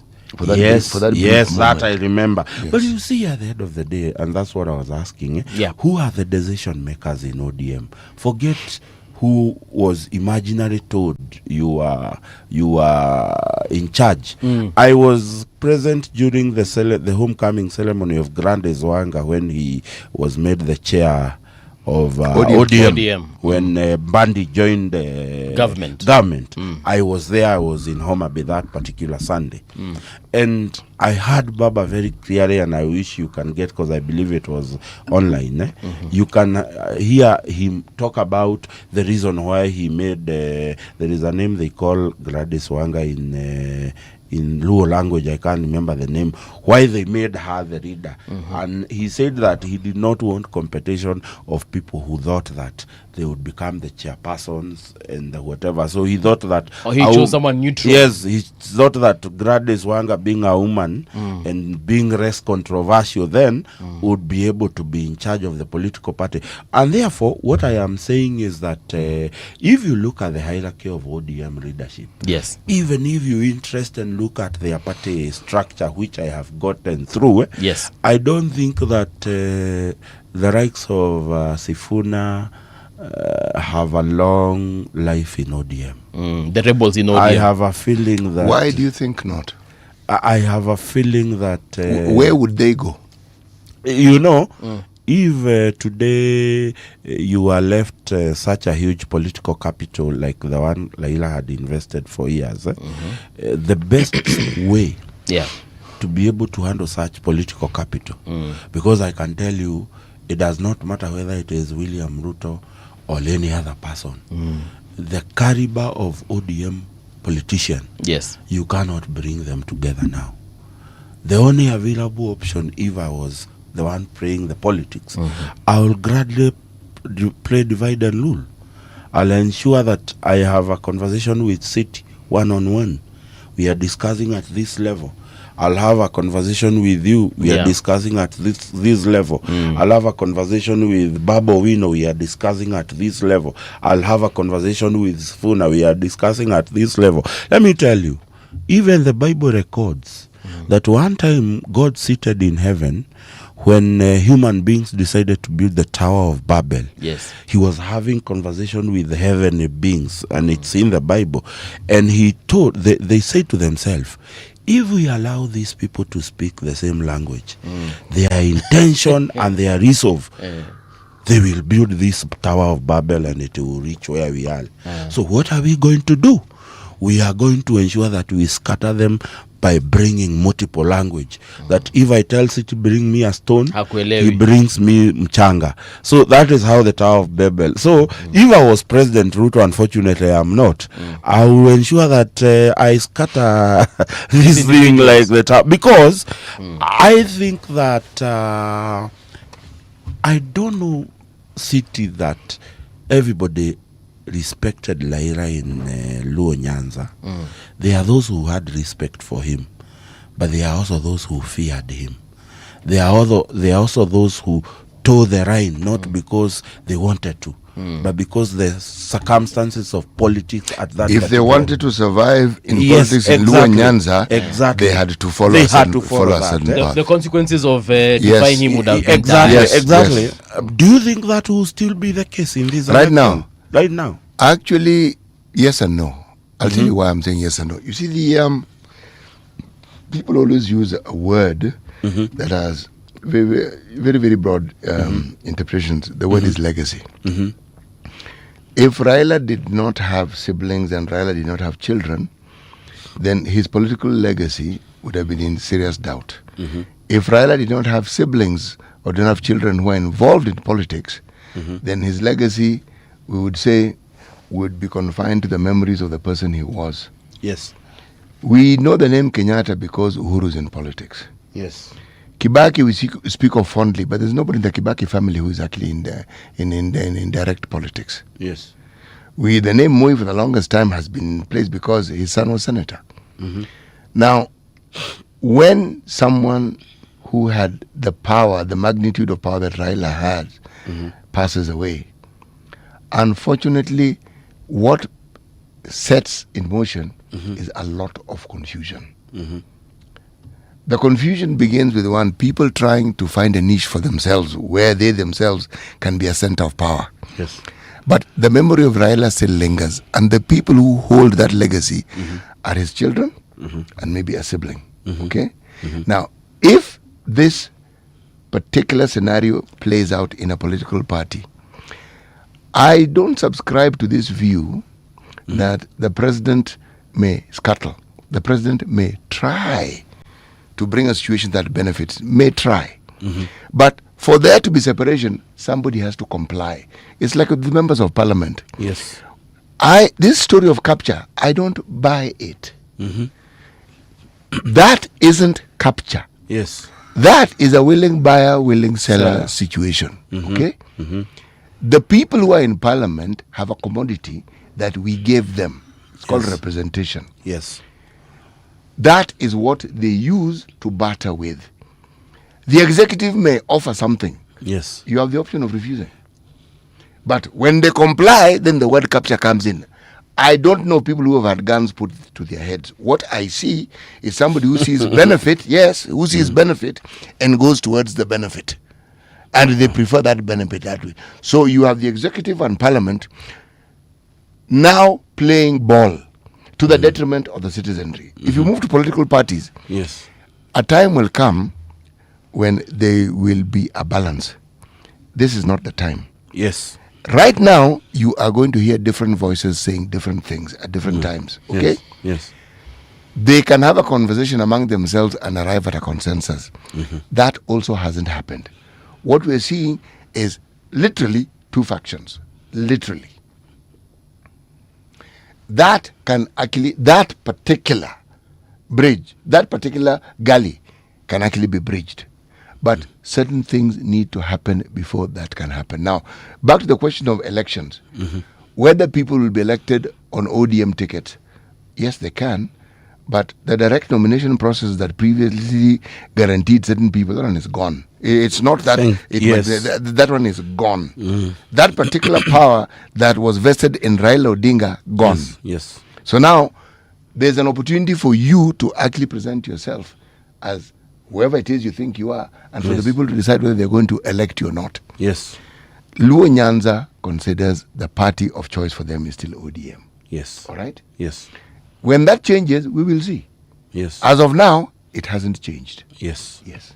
And I think I agree with you 100%. And that's one of the strengths the president is cultivating, that the effect of ODM in the Luo Nyanza is still very live. And as much as gonna give you the opportunity to present yourself, because you realize quite a number of people in the Luo Nyanza, if you are not given a direct nomination in ODM, you are more or less done politically. Yes. And I know we are expecting to see people who will try to show that now Raila is gone, I can vie, I can go directly to the people, you will see machination of all sorts of parties that have not fielded people there. But I think, and the reason why I was telling you, I don't think the likes of Sifuna will survive the onslaught. If you go to Luo Nyanza, this benefit is not perceived city, it is reality. I was in Homa Bay the other day, and I went to Lusinga Island. That is where Emilio Diabo comes from. I was going to see the mausoleum of Tomboya, and I was met with beautiful new roads. It was during the time we had the DEFCON, the Devolution Conference in Homa Bay. It has brought a transformation in the entire Homa Bay town. You go to places like new roads everywhere. And therefore, I want to believe that the people of Luo Nyanza did not just do a political gamble. It is something they did that is helping their people. It is something they did that is actually changing the status of their area.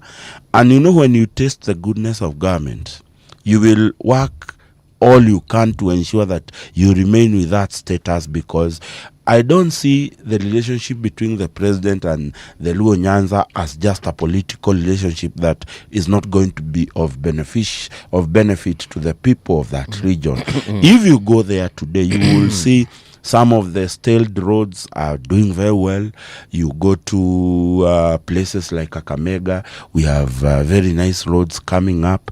And therefore, I think that what the president is doing, yes, and the transformation he is giving Luo Nyanza is a testament that he's probably one of the very first people to seek a coalition with people based on the deliverables that he is doing there. Because you realize this is the same Raila Odinga who went into coalition with President Moi. It did not transform the region. He has been in coalition with Uhuru. Kibaki. It did not transform the region as much as you would have expected, considering that Raila was a very big boost to the Kibaki's presidency. In fact, I dare congratulate Uhuru Kenyatta. Uhuru Kenyatta's relationship with Raila Odinga really tried to change the face of that area. And you cannot sit here and castigate Uhuru on that particular issue. But looking at what the president is doing, one, he has created the presence of the presidency in that area, including getting new state lodges within the area. The president, for the last 3 Christmases, if you have cared to watch, he has spent at the end of the year, as we are starting the year, whether either in Homa Bay or in Migori, he is around that region. They have felt the presence of that particular man. And therefore, I think the likes of Sifuna are doing well, because if I was Sifuna, I would probably do the same thing Sifuna is doing, because Sifuna is in city politics here in Nairobi. And in city politics, as a senator, you don't need to do anything. You just need to do a lot of grandstanding. You just need to do a lot of shout. No, it's true. Okay. It is true. It is true. I am looking at the issues that people keep talking about. The county government of Nairobi, they have done this, they have not done this. Whether that true is not, one of the biggest voices that should be speaking about it in the city, it is Sifuna. Peter, I want to ask you about, because we've spoken of the ODM rebels. Yes. Let me ask you about... No. That's the term the media has coined. Yes. They are not rebels. tend So to leave. acha nieke air quotes. Yes, they have not left ODM. Yes. So They just have a different opinion Yes, with the rest of the exactly. membership. Yes, exactly. So there are Yes. individuals who also have a different opinion in UDA, and Yes. yesterday the Daily Nation actually mentioned a couple of them. Yes. And this is what they said. They said, Yes. first of all, these folks are falling out. Yes. And then they said rebels on their way out of ruling party. United Democratic Alliance lawmakers in Mount Kenya seem to have fallen out, seen to have fallen out with the president and could be on their way out of the party, include Ndindi Nyoro of Kiharu, John Methu Nyandarua, Joseph Nyutu of Moranga, Karungo Dhangwa of Kiambu, Benjamin Gadhiru of Embakasi Central, James Gakuya, Embakasi North, and then James Murango Kirinyaga and John Kenywa of Laikipia. You know, when I listen to the names you are saying, yes, all those names carry different weights. Yeah. Maybe people like Gakuya. Gakuya is a seasoned politician in the city. He started as a councillor. Right. He has been bred and brought up in Eastlands. That's a household name in city politics. Yes. Likelihood, as much as the 2022 election presidential candidature of William Ruto propelled him, he has also done his groundwork very well, being a politician in this city for a long time. Right. People like Kenywa from Laikipia, seasoned politician.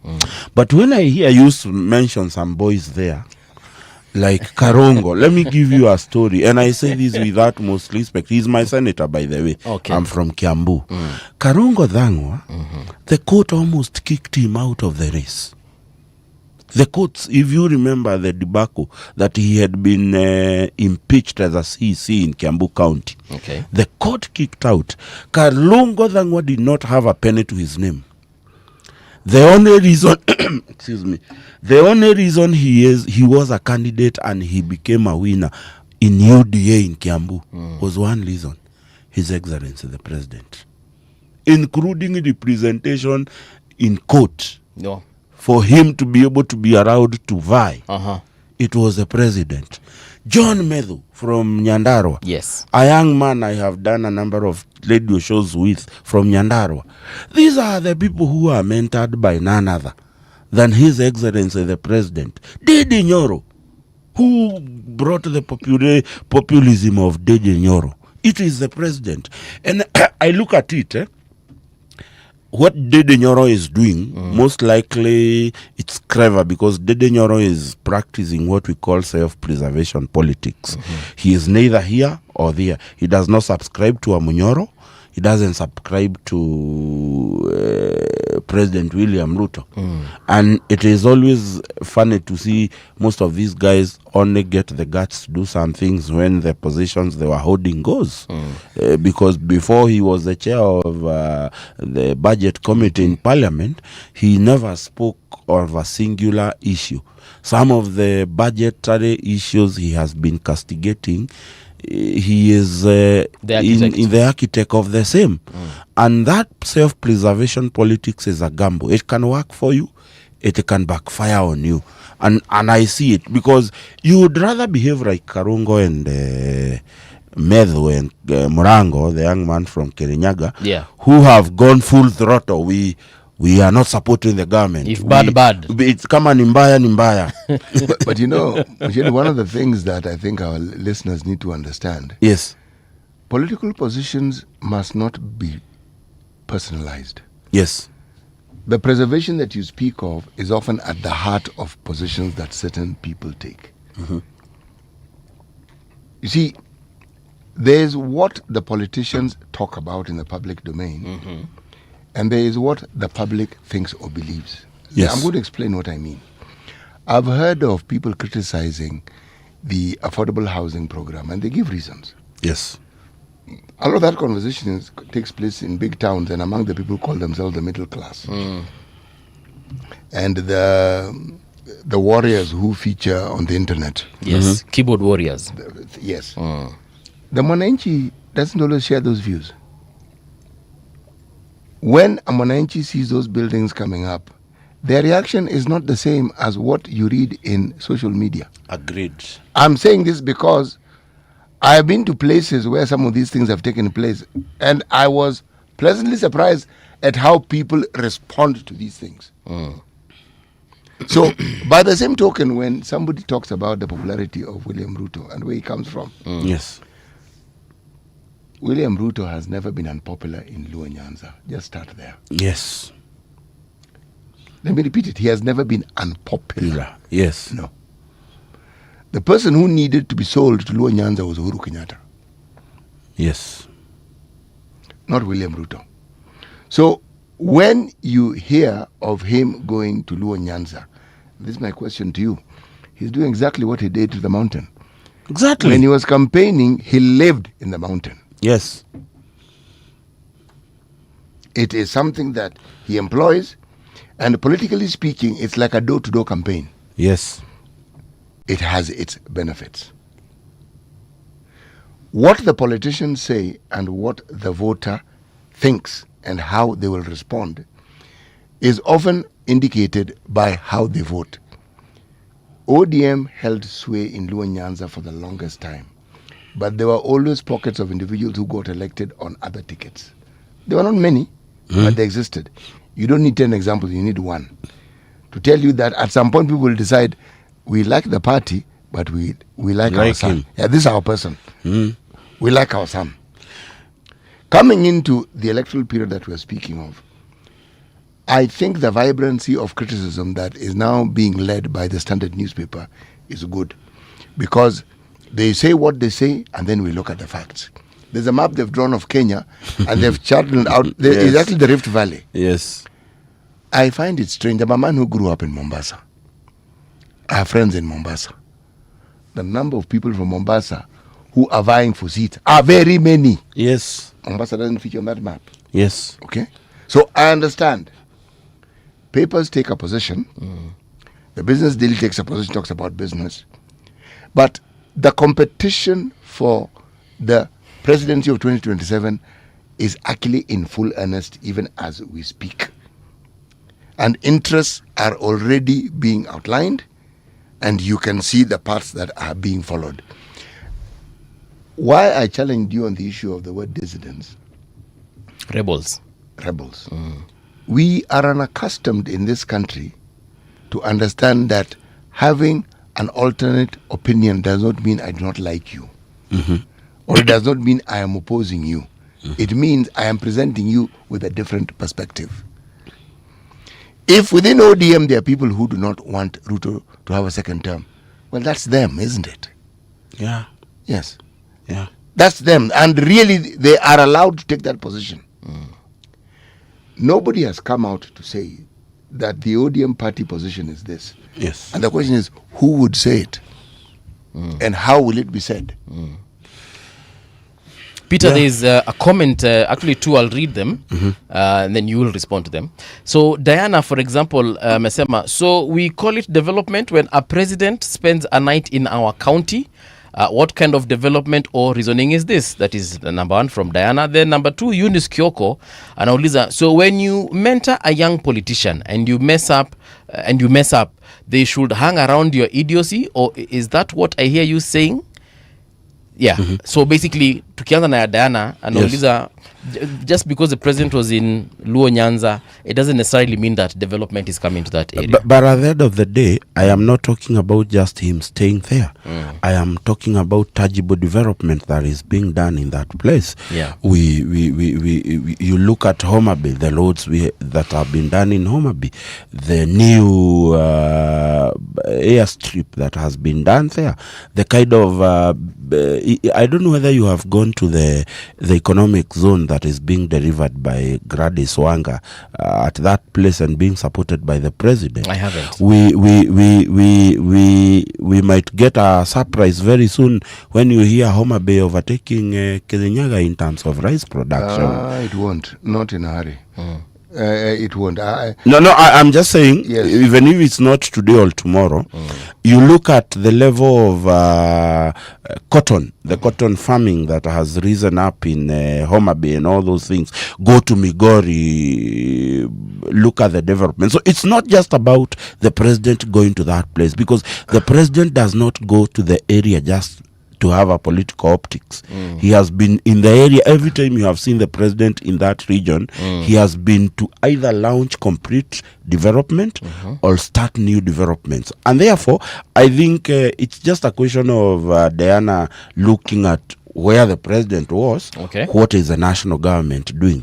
That is one. Number two, I've had somebody ask about when young mentoring young. I think she was responding to that issue of Dede Nyoro. Yes, it is the president who made him popular, and perhaps let me tell you, they say kitambo ukuje kutoa kilicho kwa jicho yangu, you need to start with yours. My senator Karongo, who is busy criticizing the president, my Kiambu County is in a mess. Very serious mess. If the Auditor General's report is anything to go by, it is in a very serious mess. Where is our senator? He was supposed to be overseeing. No, alipanda mlima, nakaanga pale mlima juu. There's a song we an old hymn sang in Kikuyu that I am praying that God lift me up so that I can see wonders happening when I am up.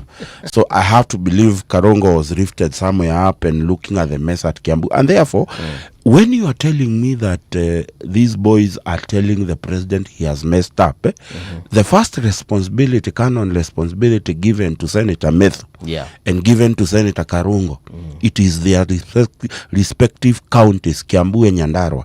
Kiambu and Nyandarua are doing very badly, and I invite you to look at the auditor's report. You will realize what I am talking. We are doing very badly. Yes, Nyandarua is the worst. But remind me the last time you saw Methu tackling issue to do with Nyandarua people who elected him. All these people, Karongo, when was the last time? Let me tell you, the County Government Act of 2012 provides a place where a senator would get an opportunity to go and address county assembly based on the issues. In the East, when Methu was pro-government, through the help, I think, of Dennis Itumbi, he has been able to do his maiden address to the Nyandarua County Assembly. Karongo Dhangwa, I doubt he even knows where he's sitting in the County Assembly of Kiambu. Yes, we have issues. I'm telling you, we are in the third month. We have not paid people city.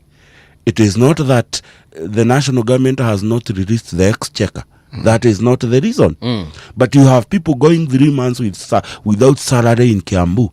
You have people getting terminations of employment right, left and center because their contract ended and the new administration doesn't. It was a 3-year contract. Three-year contract.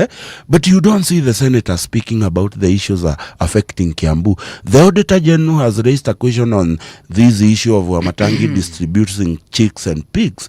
The report says some of these things cannot be accounted for. Some of these things were not budgeted for. But where is our senator? I am proud of Okia Omtata. The other day I saw him greeting the governor of Bungoma. That is of Busia. Of Busia. No, it is Bungoma Lusaka. Busia. Bungoma. Yes. Governor of Bungoma, Ken Lusaka. That is a man who knows what. Look at Kajuang. Look at even Sifuna trying.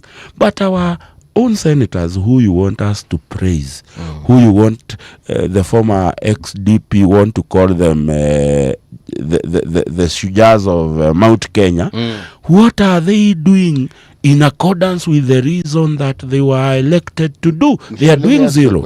Yes. There's something that disturbs me about the president's politics with relation to development. Yes.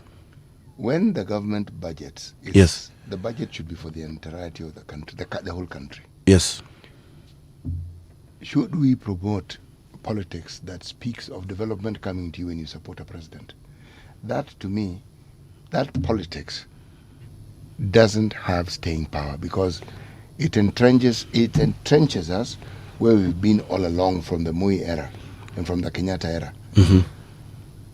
Those of us who come from Luo Nyanza believe that we were marginalized for a very long time.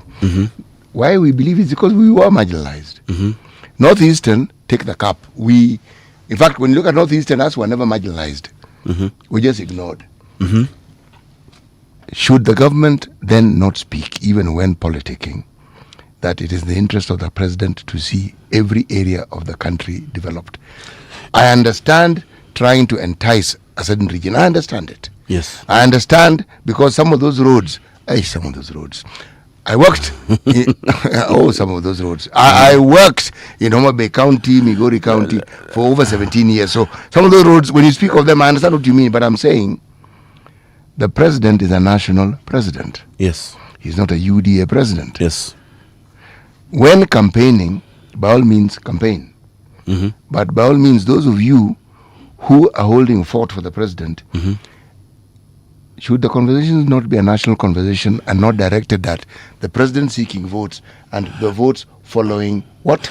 Let me tell you something, and this is my challenge to all our elected leaders. Yes. When you're elected as a member of parliament, you have 3 responsibilities. One is to represent the people. The other one is to registrate. And the third one is to oversight. Representation, more or less, they do very well because they are in our villages every other day, whether perceived or otherwise. They are there in the village. They are seen. They are seen. They are doing very well. Oversight is a subject of discussion. But where I know we are messing up with development city, it is at the registration step. Because let me tell you, what guides what a government do in a financial year? There is something called the annual development plan. This should be a Bible to any politician elected in any assembly, whether county assembly or national assembly. The annual development plan should be your Bible, because that is the dictate on where including the budget, including what is now, once it is passed, is known as the Appropriation Act. It is informed by the annual development plans. When we are creating annual development plans, city, where is your MP? When we are doing the committee on road is presenting its resolutions to the budget committee, where is your member of parliament to Robe? Let me tell you, the president gets the leeway because he has a few priority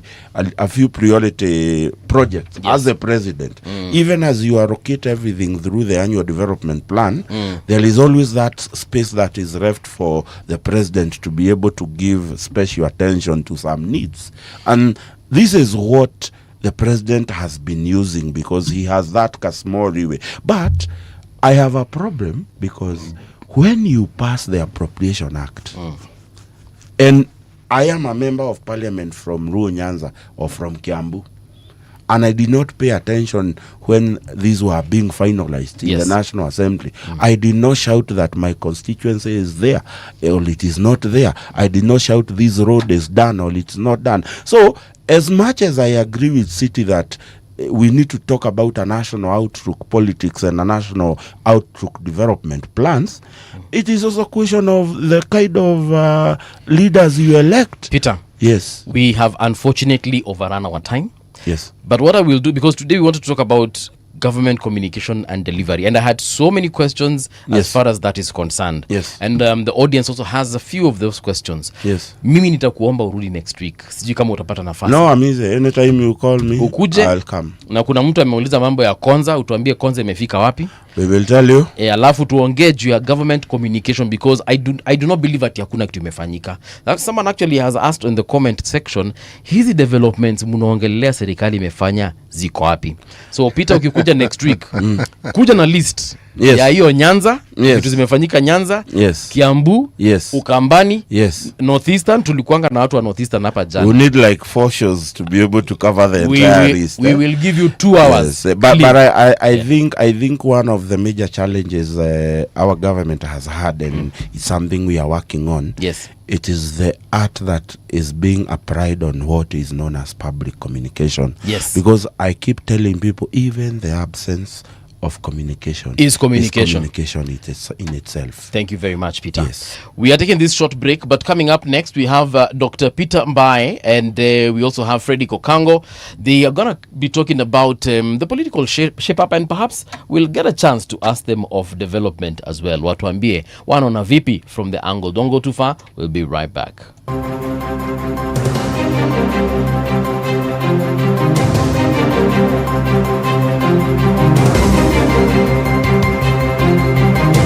This is the Radio Generation News. Good morning, I'm Winnie Maganga. Many young Kenyans are falling prey to false promises from unscrupulous recruiters, leaving them exposed to exploitation, illegal labor, and even armed conflict abroad. According to the government, some sell family properties or borrow money to pursue those opportunities, only to discover that the jobs are fake or the arrangements unsafe. Labor and Social Protection Cabinet Secretary Alfred Mutua warned about the growing threat posed by rogue agents luring Kenyans into risky overseas employment. Watu waliotoka hapa Malindi sasa weko ngambo walienda na employment job visa. Anayekupatia visitor ama tourist visa, huyo ni mkora. Vijana wengine wamepelekwa ngambo, wanaenda kupigania nchi zingine, wengine wamepotelea kule, wanafanya mambo ya makosa kabisa kwa sababu hawakuelimika ya kwamba jichunge. Na wazazi nawaomba tafadhali, kama mtoto wako, kama kijana wako, msichana wako anaenda ngambo, chunguza, uhakikishe ya kwamba haendi kule kupotea kule na kampuni ambazo zitapora maisha yake. The High Court has ordered police and the DCI to explain the disappearance of Busia businessman Ibrahim Mohammed. The court wants authorities to produce him dead or alive or give a full account of his arrest and detention. Ibrahim, a fish trader, went missing nearly 2 weeks ago after he was removed from a Nairobi-bound bus while carrying 17 million Kenya shillings in cash. His disappearance has caused fear and anger among his family and residents who believe he may be in secret detention. Residents of Kirinyaga and Kericho counties have raised concerns over the government's plan to sell 15% of its Safaricom shares to Vodacom. Speaking during a public participation session, many questioned the transparency and accountability of the proposed sale. They warned that the process must not be used to mislead Kenyans or create room for corruption. Some residents also expressed doubt about whether their views will be considered before a final decision is made. One, they are concerned that development that has been done by such initiatives raised before has only going to benefit a few parts of this particular country. These people are trying to overrule us or to use our poverty. Kama ikiwa tumefika kule mwisho hatuwezi tukakopa tena. Ile soko ambayo inaweza leta pesa nzuri kwa Nairobi Stock Exchange.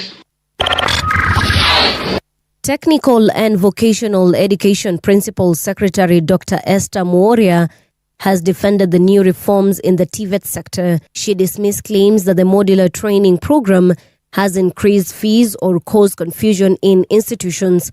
Speaking in Nairobi, Dr. Muoria said the changes are meant to help young people gain job skills in a shorter time. We have just trained about 1,500 solar installation technicians. We have only trained them for a month, I think a month and a half. Those technicians are the ones who are installing solar in our institutions, and they are getting paid. They are earning their living. We are saying that if we are training you to do bricklaying, for example, we will observe you and check that you can do absolute bricklaying. Authorities have successfully secured the release of all 166 worshippers who were abducted during attacks on 2 churches in Kaduna State last month. The Christian Association of Nigeria announced on Thursday the development brings an end to weeks of worry and uncertainty surrounding the fate of the victims. Khan praised the role of both prayer and military efforts in achieving the rescue, but did not provide details on how the church members were recovered or the exact timing. And that's the truth on Radio Generation. Good morning, I'm Winnie Maganga.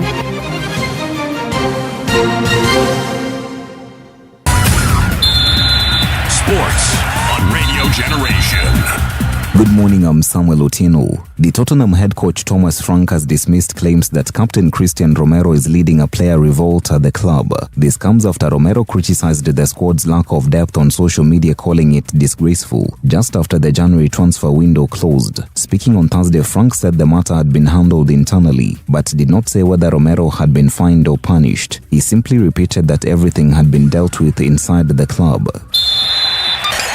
Leicester City have been docked 6 points by the English Football League for breaching financial rules. The deduction will be applied immediately, meaning the Foxes fall 17th to 20th in the Championship and are only outside the relegation zone on goal difference. It comes after Leicester were charged by the Premier League in May for a profit and sustainability breach in the 3 years up to 2023-2024. Leicester were relegated from the top flight last season and are currently without a permanent manager after Martí Cifuentes was sacked in January this year. And that's your sports update on Radio Generation. Good morning, I'm Samuel Otieno. Sports on Radio Generation. The views and opinions expressed on this program are those of the guests and do not necessarily reflect the views of Radio Generation. Radio Generation assumes no responsibility or liability for the interviewee's views. This is Radio Generation. In the beginning, there was morning radio. But now there is Radio Generation's The People's Breakfast, curious and bold, getting facts from the shadows. That's what it is. Now, as the city wakes and secrets stir, a bright new voice shines. The People's Breakfast, your morning, your voice, your journey. Good morning. Good morning, my neighbor. Welcome to the home of hard truths and bold insights, Radio Generation. A very good morning to you and welcome to Radio Generation. It is now 11 minutes past 8 o'clock. How are you doing? I hope wherever you are, you're doing good. I see you, my Tech 2.0. Msema ukweli. Msema ukweli doesn't have kind words for our previous guest. Aya. And then we also have, who else do we have here? We have Onesimus Wanyoike. Good morning to you, Victor Lesusiano. Paul Namai. Karibu tena sana. Pia yeye amesema he doesn't have kind words for our previous guest. And so many of you. Mr. Jaboy, how are you doing?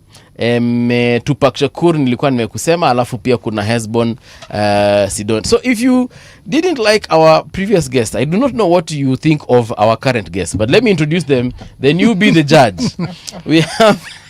We have Dr. Peter Mbae, leadership and governance expert. Daktari, good morning and welcome to Radio Generation. Happy New Year. Happy New Year, yes. You have not met this year, man. And good to see you, City. And well, I'm good. We started the year well. Yes. And I said from last year, once 1st of January 2026 comes, it's all systems go. And you can see. Because everything all pretends go now, it's like it's now not 2027, it's next year. So all systems go. And it's looking up well. Right. Good. All right. We also have Freddy Kokango, strategic advisor. Fred, karibu tena sana. Asante. Thank you so much. I think we tulikuona recently hapa towards. Have we seen you this year? I was here. I think 2 weeks ago. Yes, you are. 3 weeks ago. Yes. Ulikuanga hapa. And as I said, the election date is constitutionally immovable. On the 5th year. Tuesday, 10th of August, Kenyans will go to the ballot. Yes. And they will elect their new leaders. True story. From MCA to the president. So what Dr. Mbaye is saying is true. And you can see, the fever is almost setting in. The stage is set. Yes. The players are warming up. The referee has panicked. There are a lot of paralysis. Yes. In the referee's team. Yeah. We shall talk about it. Sure. There's a lot of panic, City, in the referee's team. I need to know, who is the referee? I thought IBC is the ref. Are they? Ama? Are they?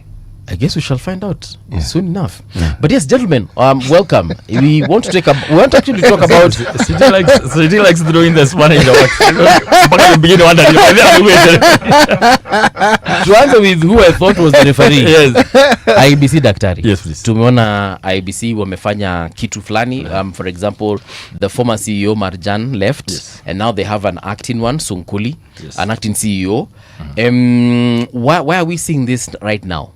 Yeah, very important. One, what's happening? Yes. Remember, I was in the team that went with the principals. Yes. To visit the IBC, and we told them, look here, guys, we are not that bad, but let's give you a benefit of doubt. And we told them from the word go, we didn't trust.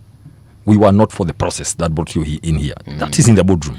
However, we want to give you as Kenyans a benefit of doubt. But let us tell you, our bare minimum, we had over 20 issues, which of course is going to be a technical team now to be sitting together to thrash them. But before we go to the technical issues, 2 irreducible minimum, actually 3. 1, the vacation of office of Marjan. Number 2, the cancellation of the smartmatic system, technology system, because of course you know the story of Venezuela and all that. And number 3, of course, the vetting. Of course, with the exit of the CEO, of course, there comes the vetting of the staff and all that. Yes. Those are the irreducible minimums, we said. And we told them, guys, somebody must come from somewhere in this country. But the moment you pick the Bible and swear in something as sensitive as IBC, you should be able to serve Kenyans.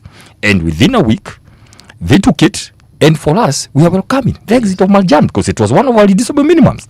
But number 2, very fast, today, we are saying the cancellation of Smartmatic should go because Smartmatic was extended by Marjan. If IBC couldn't simply do the voter registration at the IBC waiting for the commissioners, how comes the same secretariat went on to extend the contract of a very key vital issue about the elections called the extension of the contract of Smartmatic technology? So we are saying it should be cancelled. And Marjan is the one who did it illegally and procedurally. He did it alone. Secretariat has no power. IBC power is vested on the commissioners. That's why, if you remember, again, let me repeat, they say they cannot do. Remember, since 2022, there has not been any continuous voter registration because they say we don't have a commission.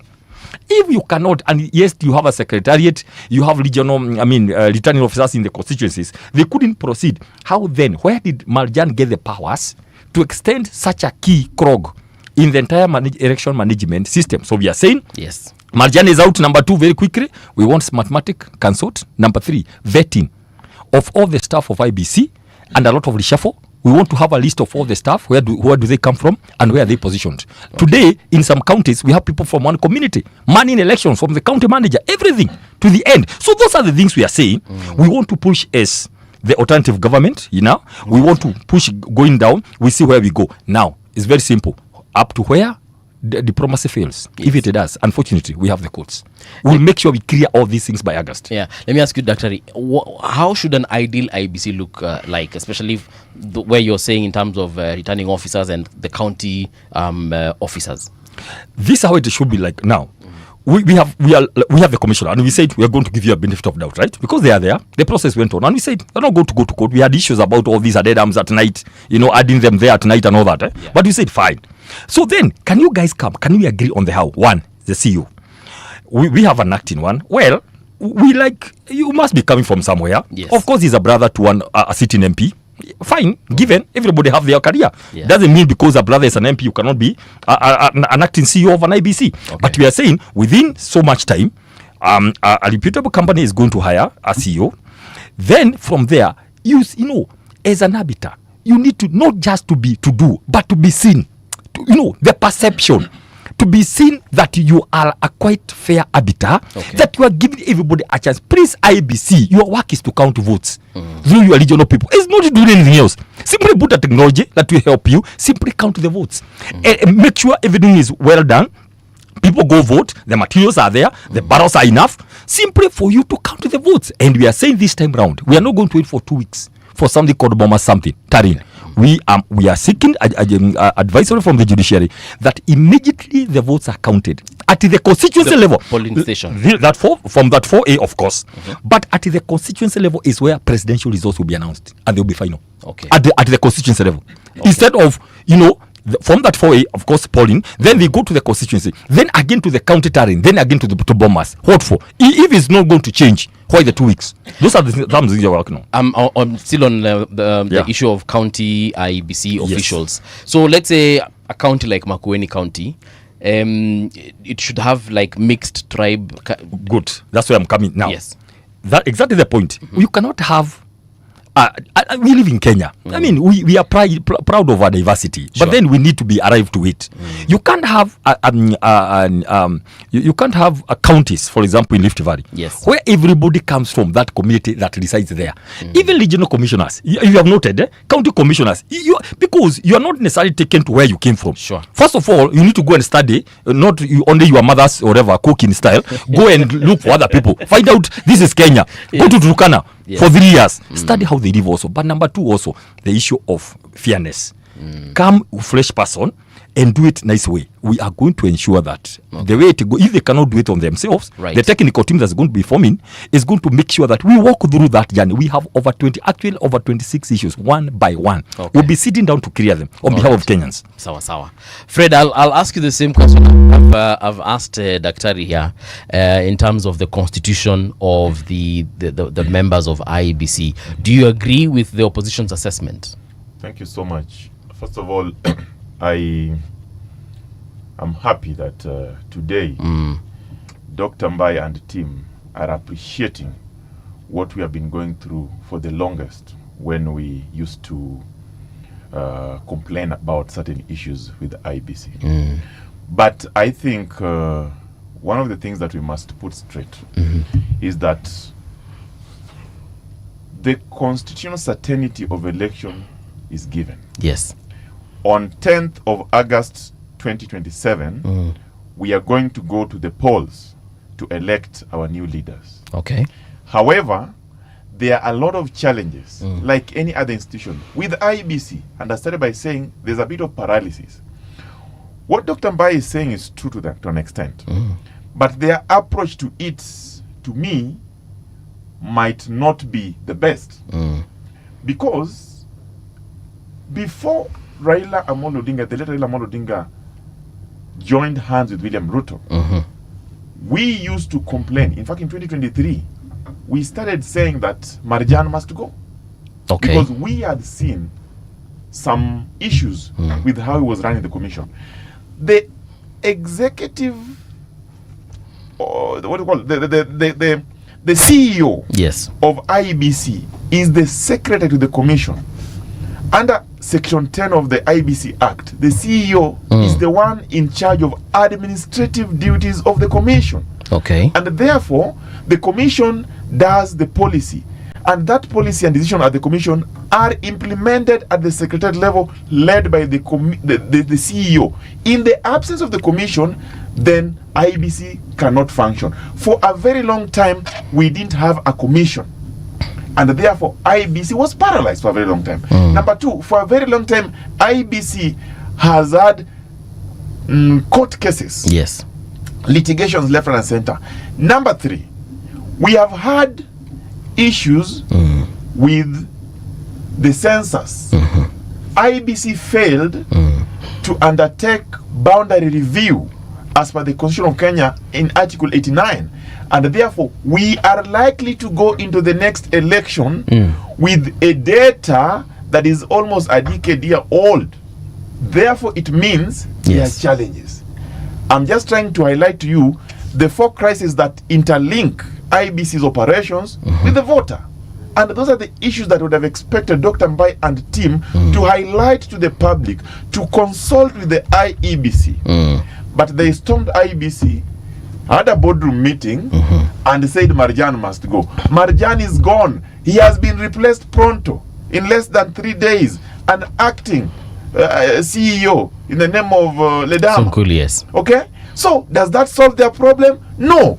We want an IEBC that conforms with the general principle of electoral system.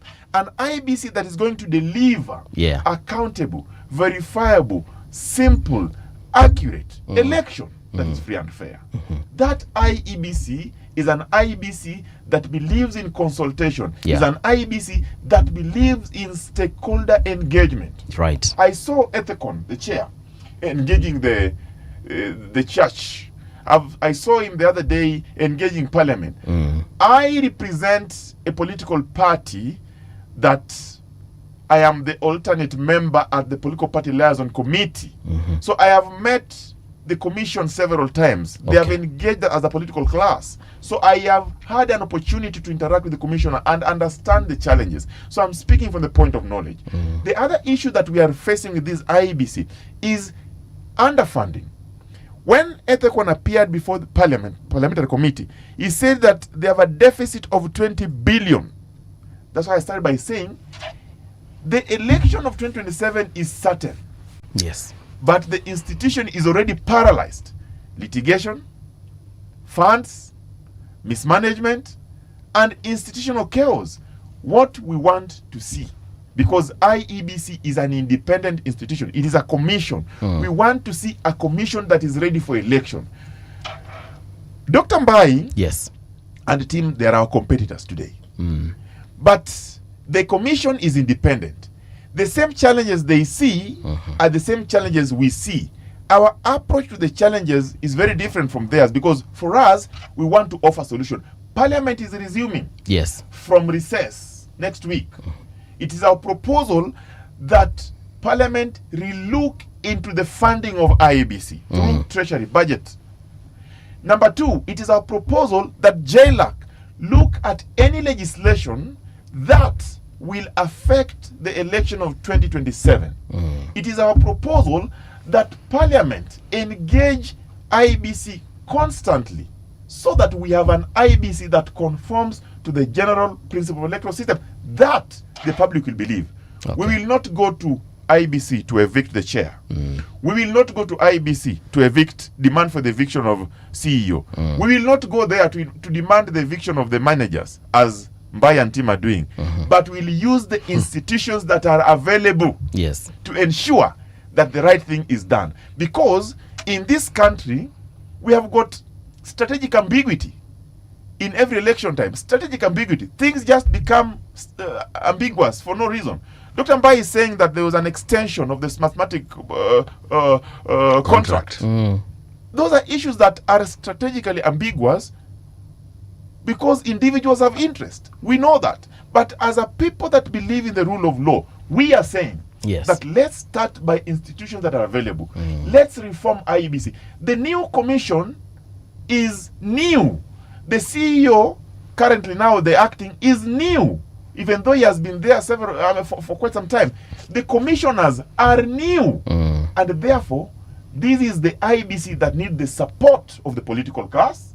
They don't need the disparaging of the political class as Dr. Mbai and team are doing. You don't need to go threaten them. I saw Mbai and team storming there, intimidating IEBC commissioners. Why? We have institutions that must work. Dr. Mbai, did you intimidate? Show a movie, show a movie. The words the Fred is using are very strong words on early morning, on early week of February. Amesema muli storm. Did you storm? Amesema muli intimidate. Those are very strong words, and I can see CCT is actually nodding in surprise, in shock. How? We didn't storm. We moved. Actually, as a matter of fact, we requested for the appointment. So you had an appointment? We had an appointment. So I think they were shocked by the reception and the media coverage. That's why they're saying about storming. We simply went. We moved to the boardroom, went to the chairman's office, signed the visitors book. Is that somebody who looks like storming? For sure, no. We went to the boardroom. We had our discussion. It was a courtesy call, actually. Who did you meet in that boardroom? We met the entire commissioners, chairman and the members of the commission. So secretary taikwa? No, they were not. Because as we were going to meet the commission, it was very cordial. We raised our issues. And so we didn't threaten nobody. It was very cordial. Every of the principals spoke, and we said, this is what we'd want. And it was very clear. How we are here, you are now Kenyans. Yes. You took the oath to protect the constitution in terms of electoral management. And we simply said, one, we have an issue with Marjan. I'm happy. It was started by them. It was started by Baba. That Marjan has to go. It has been there in the air. So that is a win for everyone. Number two, Smartmatic. I don't know why anybody has a problem with defending Smartmatic. With all the stories about Venezuela, it just came to confirm who Smartmatic is and Venezuela. So we said it has to go. Yeah, because one, it was actually the chairman has said recently that we have not decided on the technology to use. That is now the correct position. But before we go to that, let them cancel Smartmatic. So we raised an issue about the budget. Let me tell you. Yes. How 70-something billion. We told the IBC to recheck that budget. You know, in Kenya, there's something called budgeted corruption. Let me tell you what happened. We were trying to move something called zero-based budget, where don't come and lump budget that you found. You simply lump it. You continue with it. Go and pull everything down. Right? Yes. Start from scratch. You'll discover in the 4 trillion budget in this republic, it will come to less than 3 trillion. I can tell you, the rest is just money there by the technocrats. Since it was there last year, it can as well be there this year. So we were trying to introduce something called zero-based budget, where you go tell a PS, wait a minute, we are going to scrutinize every vote. Yes. What is this fuel? What is this tires? What is this maintenance? Then we break it down. Let me come back to IBC. Right. We told them, look here, one of the issues we are going to be engaging on. And I remember Mother Karua said, when I was a minister, the budget was 5 billion. I mean, not many years ago, like decades, just the other day. Fine, of course, the cost of living, but it can be 70-something billion. So we said, we want to know, because it's part of our money, it's part of our oversight. So it was very cordial. And we are saying, as soon as fast as can be done. Yes. And right now, Fred now is in the government side, and so it is our business. I don't know why he has a problem with us forming a technical team and engaging. Let them engage with how they want to engage the IBC. But one thing I like about ODM is a party that everybody likes because of what it has gone through. And I'm telling you, we were and I'm telling Fred, go form yourselves into an ODM party and make sure it is not hijacked and bought, by the president. Then come to the united, opposition. ODM naturally fits in the united opposition in this country. Which the spirit of Laila, the spirit of Laila is to liberate this country. Yes. The movement of 2002 is where every part of the country came together, where everybody knew that there's no theft of public resources, right? People swear into not stealing money, primitive accumulation of wealth. People swear. Look at the caliber of a chief of staff of Kenya, of Mudhaura. Those are the people who should sit in the chief of staff, the caliber, not where you are writing letters to say build hotels in the middle of Mara River. We want some sober stability. This country, what we want is an assurance nobody is stealing. Daktari, I want to talk about Smartmatic. Yes, please. In the first hour, we were asking ourselves, why are we importing all these technologies and even machinery? Don't we have the capacity to have our own version of Smartmatic here? Because we do have systems, we do have the experts, we have all these people who are graduating from our universities up to the level of PhDs. We have professors who are in this field. Why are we not coming up with our own system, which I am sure will be way cheaper than having to go to a place like Venezuela? Now that is a conversation we want to have, and that's we want to go procedurally. We want to say cancel Smartmatic. Okay, done. Then we simply go and and tender. Both locally and internationally. Okay, what we normally do, we're not going to say only locally, but we are going to say, please, local people, can you come up? It is possible. I mean, I don't want to go to the details, but I mean, we have our own systems. We have our own systems you are doing towards 2027, towards next year. Our own systems that are going to check a lot of things. It is possible. So we want a tender to be floated by IBC, and let's tell all our people to simply go and tender. It's possible. We cannot be 63 years later. Yes. Moving in this country, training people all the way, like you have said, on technology, on everything. These people, it's possible. And by the way, the meaning of a system should be very simple. A system should be very simple. Whatever it is, IT, election, procurement, payment, revenue collection, a system should be simple. So don't come and put big words, talk about Venezuela, talk about many things to confuse us. Okay. A system should be simple. What do you want? You want this and this for they to help you to generate this. All right. So it's possible, Buvi, to have this in here. So we are telling the next meeting they are going to have the commissioners. Kindly, the way you had a lot of meetings to vacate a CEO, kindly have another one very quickly to announce to Kenyans the Smartmatic is cancelled. The other one, it is now floated afresh. Fred, same question. We have the capacity here, I believe so. All these experts we graduate. Mbona hatujitengeneze Smartmatic yetu? Yeah. In my political history, interestingly, in all the formations I've been in, yes, this is one of the things that I have always articulated. I've always asked myself, why do we import ballot papers from a desert country that do not have trees, while they have trees in Kenya and we can make ballot paper? Why do we buy an election system from countries that do not even embrace technology, while we have technology in our country and we are proud about it? Yes. But those are challenges that I called strategic ambiguity. And that's why I told Mbai that those are things that we now need to look at. Let me tell you. Yes. Our laws are very explicit on how we are voting.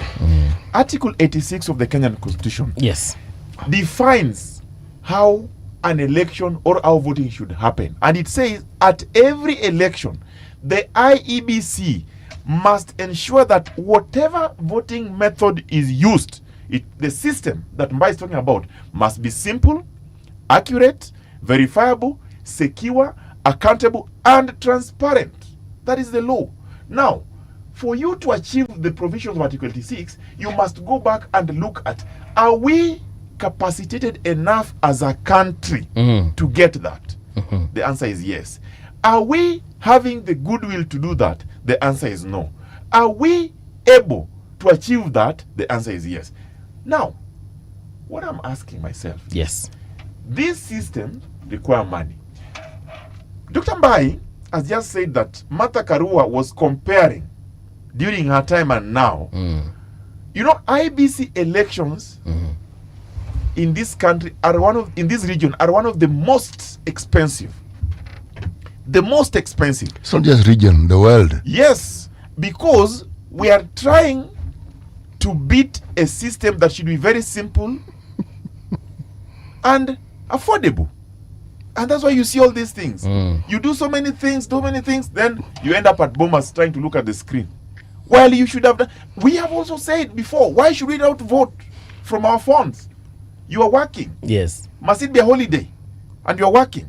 Vote from your phone, continue the work. 2 minutes, you're done. 2 minutes, elections we announce.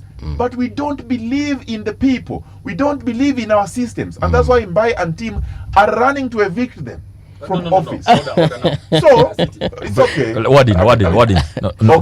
Can I allow him just to finish the sentence? That's why they are running to try and tell them to get out of office. Fred, wacha Mbai aseme kinataka kusema. Daktari, please. Just for the purpose of wording, we remove the word. Let's stop things like eviction.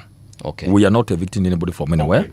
We simply requested and asked in good order for Marjan to quit. It was done. Okay. We are not evicting managers and all that. The CEO and the commissioners, in their light mind, they know what to do with managers and people who are perceived not to be in line with independence of the commission. I appreciate the correction that Mbai is making. But when you go into somebody's office, 50 of you, high-level politicians, were they 50? Sit in that boardroom. Yeah, they are 50 because they are technical staff, they are what, they are security. They are 50, and that is intimidating. So even if you sign up Vista's book and you are 50 of you, Fred, all looking at one ethical, Fred, for record, principles were on let me just finish. Okay, please finish. I agree that with all these things, we as a country can actually secure a credible election that is believable. That securing of a credible election that is believable demand a lot of stakeholder engagement.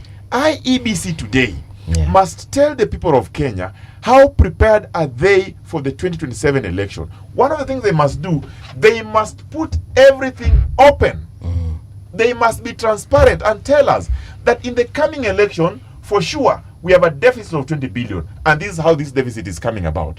And we need this to do 1, 2, 3. They must tell Kenyans, for sure, the Smartmatic system that we procured has these challenges, and if we are to correct it, we need this, and this is the amount of money we need. They must tell Kenyans that the political class that we have all through have also been contributing in trying to make these problems, to manufacture these problems, because every time we go into an election, after election, IBC must go, commissioners must go, CEO must go.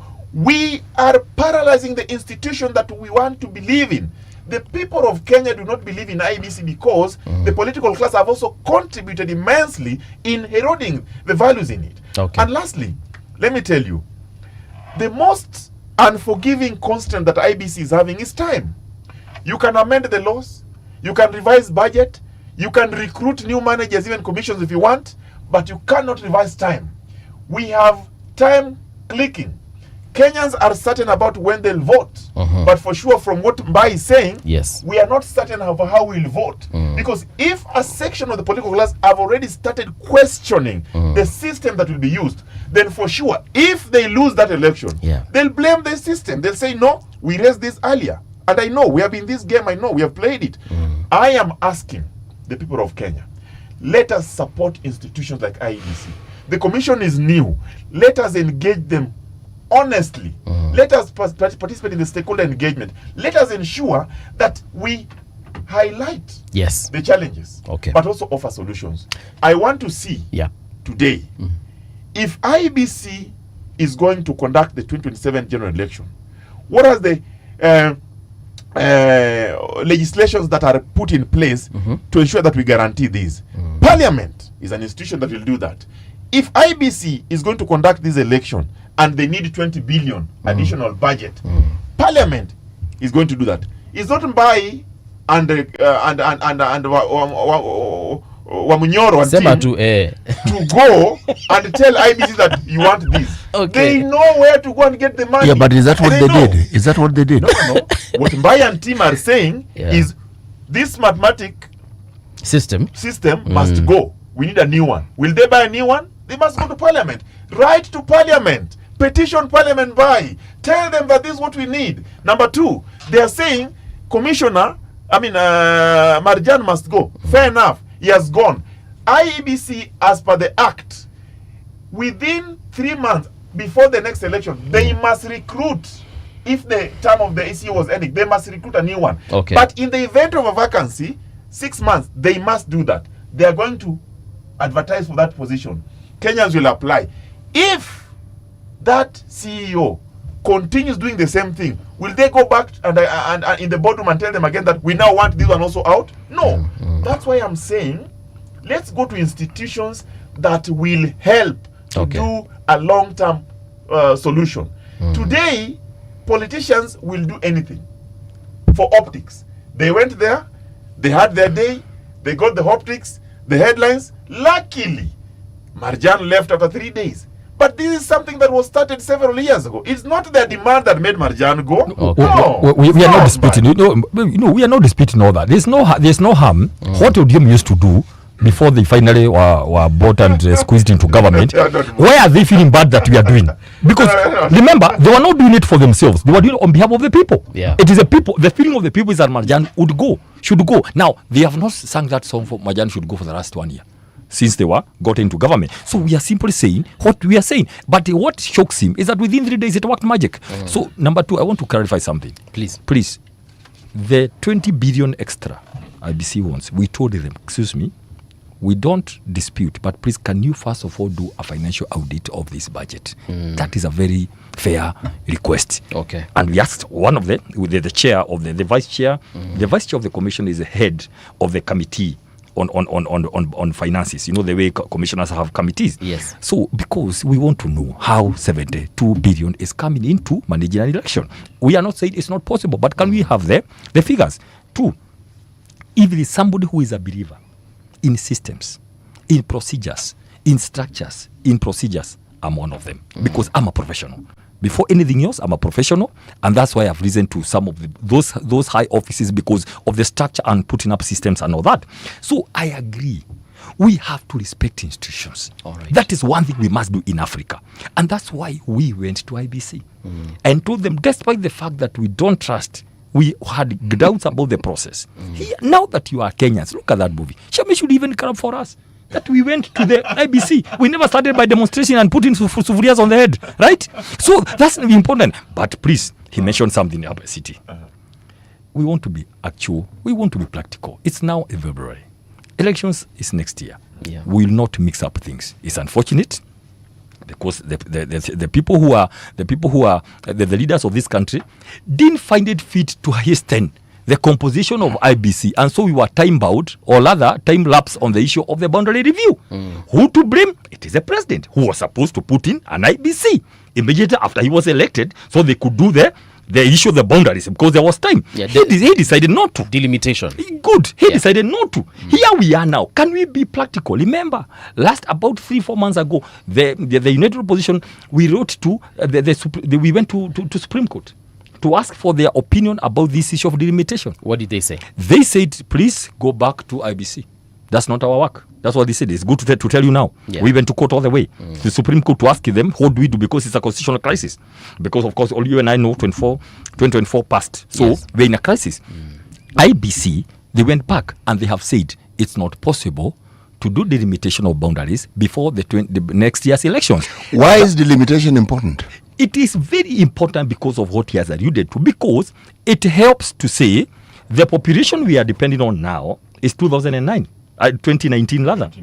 Data is very old. Yes, so the purpose of the census, the delimitation, is to reflect the population, so that if there's need to increase the constituencies, the wards, or reduce, plan all that. We cannot increase the constitution. I'm just saying constituencies rather. That's what I'm saying. Yes. The whole purpose of delimitation was to review, the boundaries, so that we at least know the population of the country. So when we're going into an election, we have an idea of the number of people who are likely to vote. And the beauty, City, is that we more or less agree it's not a crisis. There's something you can say without this being done. Therefore, there's no election. So we are agreed that yes, we are going to elections with what we have. After that. After next year, we will sit down in a very sober way, having kicked out all the people that we think are big enemies of this country. Then we sit down sober now to begin saying, what is it we need for this country? That's where we are moving. Okay. Yeah. Moving. Yes, sir. I don't know what Mbaya said. And to answer City's question, why is it important that we do boundary delimitation? There's what we call population quota. The Constitution guarantees the number of inhabitants in every constituency to a certain level. Should be at least 40% to 40 to 45%. But in planning for the people in every constituency, in equitable development, that number must be that population quota. The members of parliament receive at least 120 million for their CDF. Every year. Every year. It will be dangerous for a population that is smaller in number to receive the same share as a population bigger in number in some constituencies. So that's why that's important. Number two, City, it is a constitutional requirement. And when the president takes oath of office, when members of parliament take oath of office, when the commissioners take oath of office, they swear by the Constitution and the Bible that they will protect the Constitution and respect it. Yes. Now, that had to happen. This constitutional deadline passed in March 2024. I remember I was in the technical team for NADCO, and one of the proposals that the people of Kenya made was that if there are reasons that will make delimitation impossible, then Parliament, Senate, and National Assembly, through majority resolution, might extend that. It is the NADCO report. Today, we are struggling to implement that.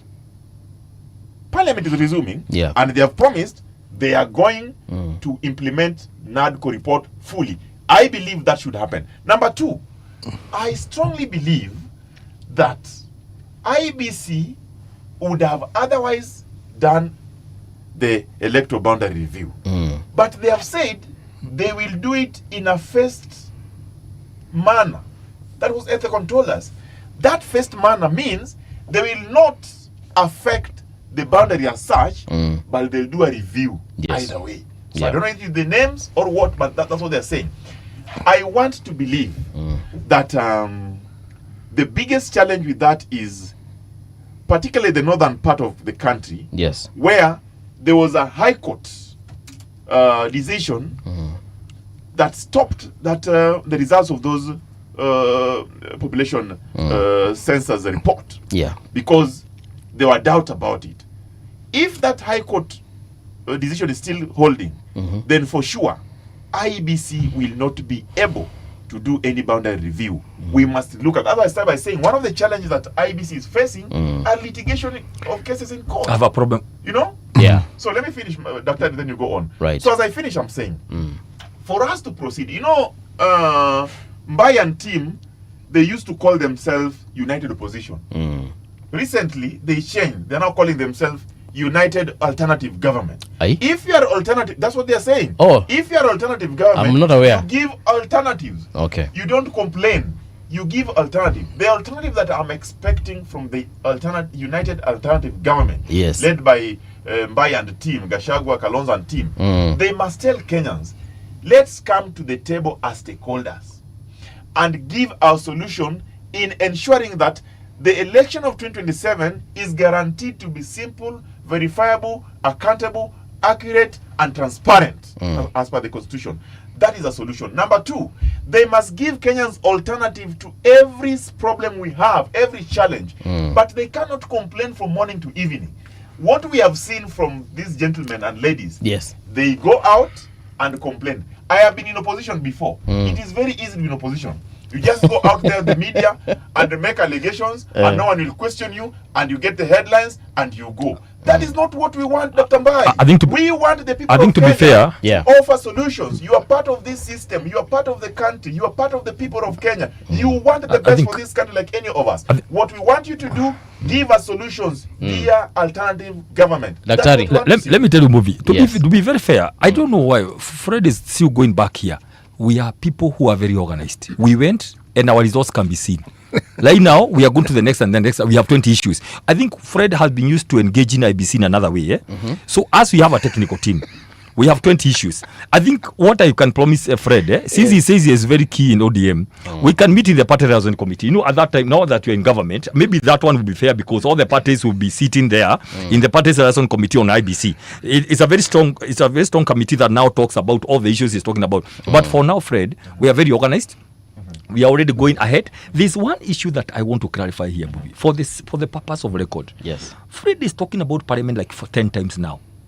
We have a lot of issues with the parliament the way it is constituted. Because there is broad-based conspiracy there going on. We don't 100% trust, but he has a lot of trust in parliament, everything in parliament. Listen. This is what we are saying. It's not us to go to write to parliament. It is IBC to go and look for money and whatever they need. That's number one. Let's be very clear. Number two, there's something which he has mentioned which needs to be discussed. Right. He's saying that, there's some issues here because you see boundaries were supposed to happen before elections. So parliament will go implement, an article report that says, you remember that Kasam proposal that extension until boundaries are done, then elections are held. I want to tell Fred, please, go and tell your people in the broad-based, we are waiting. We are tunawacheki. We are waiting. Can I ask a question, gentlemen? Because that's what they want to go that direction, city. Where, because boundaries is not done, and he's mentioning litigation, wanaweza kuwa mepanga watu waende kutini, waseme, ngoja, in absence, let me tell you. Actually, that is what is likely to happen. Yes! And Fred is always listen to what Fred is looking, ile anaruka juu. Hiyo ndio mimi nashika. Amerudia parliament mara 10. Then he's talking about litigation. Then he's saying, the limitation boundaries was supposed to happen before elections, and there has been a talk. Then there is no elections next year. Remember, there has been a talk among their own people. So, can I ask a question? No, but also Fred has said, as you chime in, Fred has said vizuri sana, tarehe 10 mwezi wa 8 mwaka ujao tunafanya election. Article 101 of the Constitution. Sawa. So city sema. No, Dr. Mbai is the guest. Please speak. Thank you. Now let me tell you what happens. Yes. I mean, we went to school, some of us. When some of them were going to school to study education, to be teachers, to be engineers and architects. We did 4 years studying politics and government. Right? I know one or two things. If they want to stop elections, they will not sit here. Fred will come and say elections according to Article 1 is on 10th of August. But behind the scene, they will sponsor people to go to court. That's what happens in politics. I want to. There's a question that I now must ask, gentlemen. Those are allegations. It's a constitutional requirement that we do the delimitation, is it not? Yes, so? It is. So could we therefore argue that we've actually abrogated the constitution by not having it? Yes. What is the direct connection between the delimitation and the process of elections? Let me answer you, City. There's a direct connection in that it cannot guarantee a verifiable election in 2027 if that delimitation is not done. And that's why Ethicon is saying they're going to do a phased out delimitation. Does the constitution allow for a phased out process? The constitution allows for delimitation within Full 8 stop. to 12 years. The last that was done was 2012. So that is it. So this new word of phased, that is according to Ethicon, the chairman of IEBC. Ethicon is not the constitution. My reference point here is the constitution and you are doing very well before you brought in Ethicon, but go on. So I am telling you, City, you see, Yes. I'm answering you. Yes.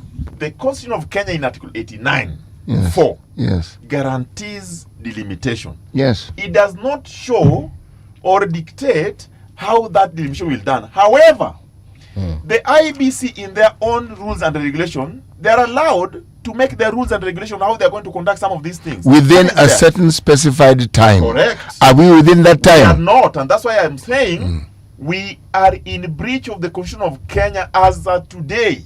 That we ought to have done some things, we have not done it. Why? We had a political crisis in this country. We didn't have the commission. The commission that was there then, some of us did not believe in it. And that's why, in composing this commission, we had to give representatives from political parties liaison committee, parliamentary service commission, interreligious commission, and many others.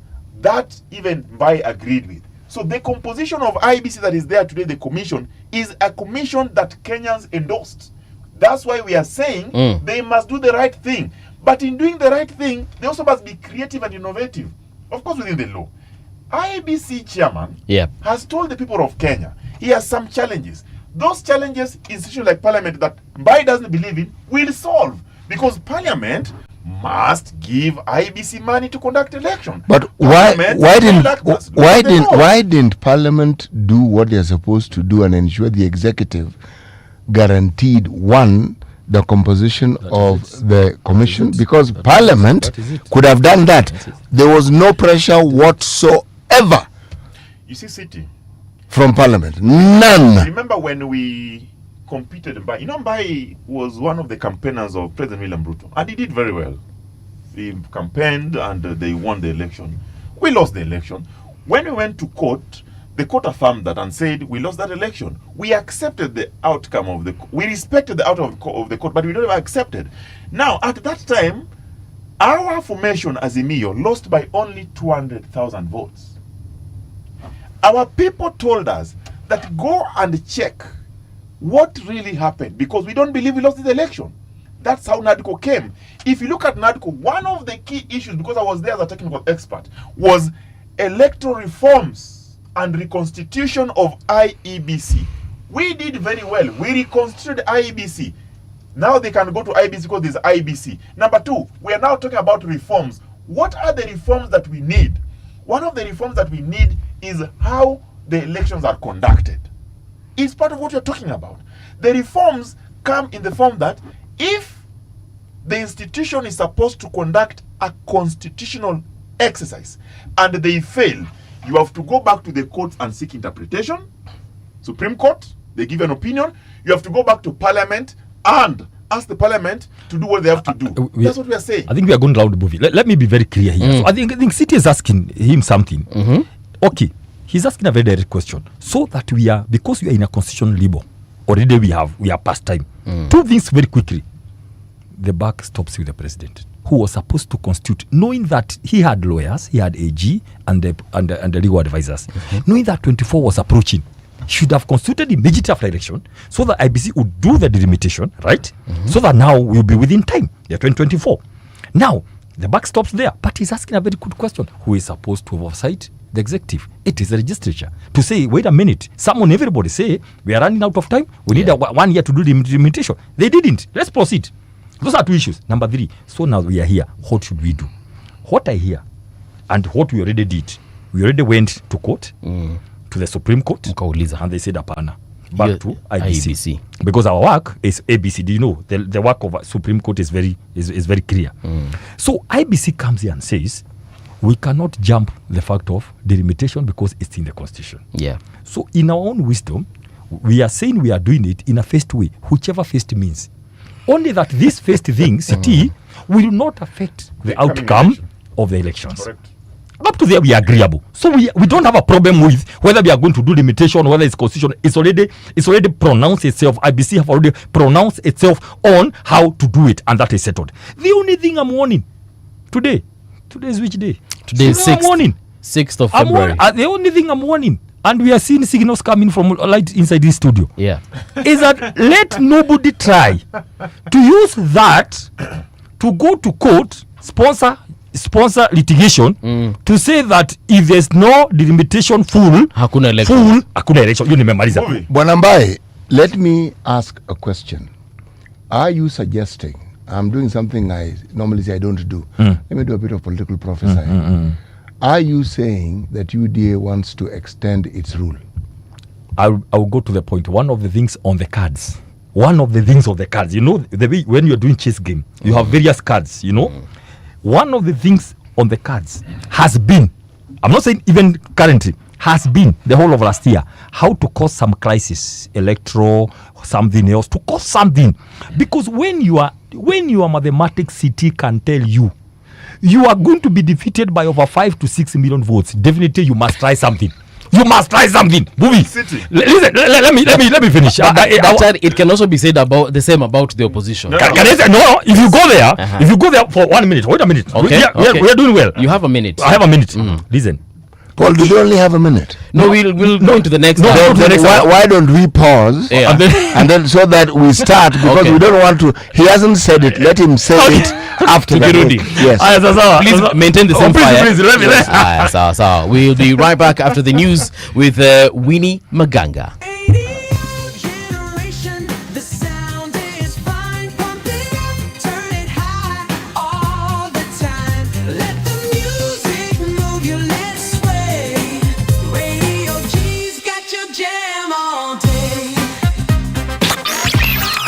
Radio Generation, the home of urban soul.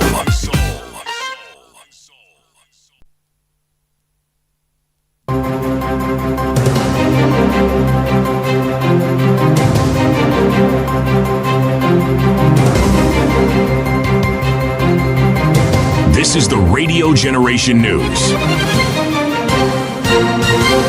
Good morning, I'm Winnie Maganga. Authorities have stopped a shipment of illegal pesticides worth 1 million Kenya shillings at the Busia one-stop border point, highlighting intensified measures to control the movement of unregistered chemicals.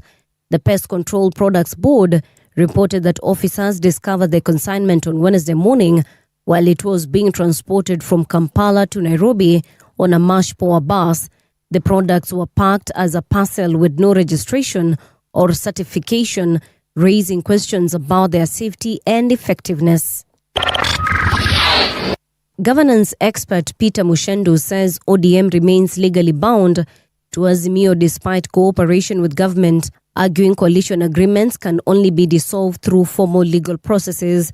He likens ODM to a majority shareholder whose exit will collapse the coalition, raising questions about power, identity and succession in Kenyan politics. In an interview with Radio Generation today, he defended ODM's continued legal place within the Azimio coalition, insisting that politics cannot override the law governing political parties and coalitions. You cannot say that ODM is not a member of Azimio because as far as the registrar of political party is concerned, the pre-election coalition that ODM signed with the rest of the party is still in place. I'll give you an example. We were ruling the other day about the majority leadership in the National Assembly, and you realize the ruling party filed a new post-election coalition agreement that actually validated them as the majority shareholders or the majority in the National Assembly. And therefore, I think that was clever of ODM. On one hand, we are working with government to realize the dreams of our people. But on the other side, we are holding, in the English language, they say that they are holding the other political parties by the balls. Police have described the murder of Kakamega Homeboys FC defender Silas Abungana as a family dispute that went tragically wrong and say family members are assisting with the investigations. Reports indicate that Abungana was attacked by his younger brother with a club. According to a statement released by KPL Club, Silas died in hospital on Wednesday from head injuries sustained during the attack. Police say the alleged suspect is still at large. Akakata waya ile ambaye napeleka taa kwa huyo kijana akiwa ndani ya nyumba. Alipotoka nje alipata Cyrus, akamuuliza ni kwa nini unafanya hivi. Kijana rudi kwa nyumba, akachukua muti ambaye ni rungu, akamkonga kwa kichwa mahali hapa. Huyo kijana anaitwa Silas akapigwa kichwa na ndugu yake, akapasuka kichwa na akapelekwa hospitali, na kufika mwendo wa saa 9 hivi nikaambiwa ni kama amefariki. So far hatujashika, lakini tuko na familia hapa wao, sababu ni jambo ambayo ilifanyika kwa family, lakini baadhi ya yule mwenye alimpiga alitoroka. Nandi Senator Samson Cherargei says he will file a motion in Senate to compel Inspector General Douglas Kanja to appear before the House of a police assault on youth playing pool in Nandi in January. Cherargei expressed concern that no officers have been arrested over the incident caught on CCTV, saying Kanja must explain why. He added that it is irresponsible to simply transfer senior police officers involved in case instead of taking stronger disciplinary action. Next week when Senate resume, we have brought in a statement to ensure he is summoned to appear before the Senate Republic of Kenya to answer on attacking innocent young people. I think it is now a criminal offense to be young in this country, because if they are not shot by the police, they are brutalized, they are attacked, they are clobbered, they are made crippled because of being young. 8 workers have gone missing after a hospital operated by Doctors Without Borders in Jonglei State, South Sudan, was struck by air attacks, the medical charity reported, highlighting the dangers faced by humanitarian staff as violence surges in the region near the Ethiopian border. Doctors Without Borders said the Lankien hospital was hit late Tuesday night in an attack carried out by South Sudan government forces, though the government has not commented. On the same day, another MSF facility in Pierre was broken into and looted by unknown assailants, making it impossible to provide care for the surrounding communities. And that's the truth on Radio Generation. Good morning, I'm Winnie Maganga. The views and opinions expressed on this program are those of the guests and do not necessarily reflect the views of Radio Generation. Radio Generation assumes no responsibility or liability for the interviewee's views. This is Radio Generation. In the beginning, there was morning radio. But now there is Radio Generation's The People's Breakfast, curious and bold, getting facts from the shadows. That's what it is. Now, as the city wakes and secrets stir, a bright new voice shines. The People's Breakfast, your morning, your voice, your journey. Good morning. Good morning, my neighbor. Welcome to the home of hard truths and bold insights, Radio Generation. A very good morning to you and welcome back. This is Radio Generation. Salamu ziwafikie watu wawili watatu pale nimeona wameingia. They also don't have kind words for you, eh? We have Frederick Owiti. Good morning, Frederick. We have Victor Lesesuyan. How are you doing? And then the real SC habari yako pia. Na wengine kama Mutali Davis. I'm seeing you for the first time. How are you doing, my brother? I hope you are quite well from wherever you are. Daktari, sorry we had to cut you short in the previous hour, but there's something you were saying, and you had so much enthusiasm. I hope ijapotea. No, ijapotea. City asked a question which I was answering. That are we saying that there are some people who are planning to move the elections? Yes. And I said, if you are seated here and you're in power, and you're looking the numbers the way they are looking at, I can tell you as at last year, that is one thing that was on the cards. How can we not have an election? And you could hear some people saying from here, some very senior people who I can tell you when you go to sleep. There is one gentleman who actually said it in Parliament. It's called Senator Cherargei. Yes. He actually led that charge and raised that issue. And even did a bill. Yes. Of extension. He did. Of government. He did. So we know these things, and I can tell you this, that bill, CT, on extension has never died. it is still in Senate. I talked to clerks there. I can tell you it has never died. Things happened. 7 years, but it you know the way. But equal too. Equal. It's one of wait. It's one of the things on the cards here. Now, what am I saying? It's one of the things they have been thinking. However, I want to say today, the power of the people will be so massive. All these things, trying to look at what Mudavadi did. Within 2 weeks, we had killed that thing of trying to bring some referendums. We don't have time for all those kind of things. The limitation, referendum and all that. But I was coming to a point. You asked me a question. What about the same way that we are fearing we don't have numbers? Yes. Let's go to numbers. During the 2022 elections, it was about 6 million by 6 million, right? Give and take, right? Now, when the President Ruto was tried to get into Ulaira, he was wooing the Azimio. In his mind, he wanted the 6 million to be on his side. But what are the facts today? Look at what are the facts today. Kamba Nation, most of it gone. Luya Nation, most of it gone. Kisii, the Luya Nation, a lot of Mijikenda and all others. Now, on this other side, the 47%, which is 3.8, came from the mountain. I can tell you today, what is remaining there is 2% or 3% of that 47%, of that 3.8. I can tell you. Yes. Now, so President Ruto has what he has comfortably is a Rift Valley block, which is about 2.5 to 3 million out of the 6 million. We want to be very factual. How do you arrive at this conclusion? I'm giving registered voters, or are they the population of? Continue. Good. I'm saying from you're building your case. Yes, from whoever voted. Yes. From whoever voted in 2022, about 14 million plus the people who voted in 2022.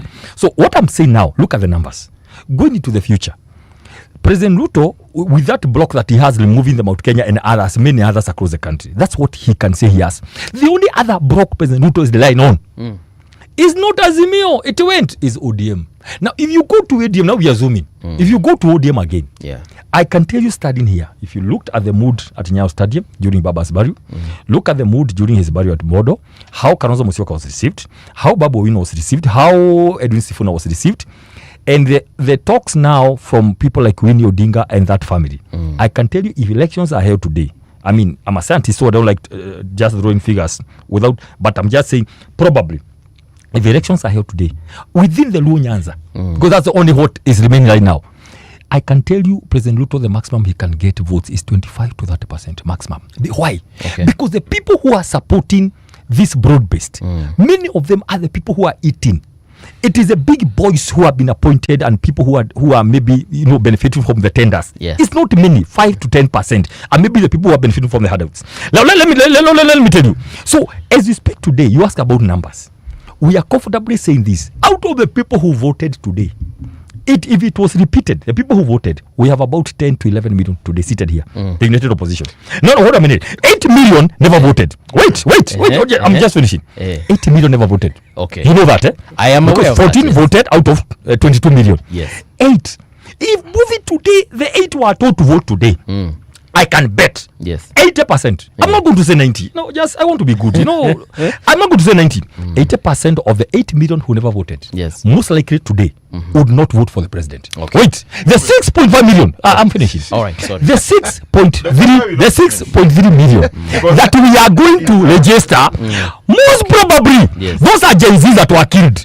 And by the way, those who are Gen Zs that were killed, most probably, will not vote for the president. The president is a consumer of raw intelligence. He knows the NIS is telling him if elections are held today, he is a consumer of raw intelligence. He told us. He knows if elections are held today. Yes. So he can do anything. And I can tell you, if there's something we are checking, or parliament, or state house people, or what, elections have to be held, whether the broad-based conspiracy want it or not. Okay, Daktari, let's allow at least Fred. You have alternative numbers? Numbers on the table. I don't place numbers for the sake. Okay. Dr. Mbai is a political scientist, and he's also a propagandist. I'm saying this. Let's allow him to just finish. I'm just saying when he's here, he has a right of reply. He will reply. Okay. Because those numbers are on assumption that the 2027 election will be based on the 2022 election. It's a lie. Those are theoretical. The people of Kenya will go out and vote. the stakes are very different. I have told Mbai and team more than once. You know, Mbai is a very good friend of mine. We started with Mbai in 2018. Okay. He's a very good friend of mine. We meet on a platform every Sunday and we argue about these things. He knows. Mnakunywanga uji hapo? No. It's an intellectual platform. He knows okay. that. All right. And I've told Mbai and team that, you know, what Kenyans want to hear from you, don't tell them about numbers. Don't tell them about ODM. Don't tell them about Kasongo. Don't tell them one term. Don't tell them must go. Kenyans want to know, because you call yourself United Opposition, you have baptized yourself today and calling yourselves United Alternative Government. They want to know your alternative. The people of Kenya are not waiting for you in boardrooms.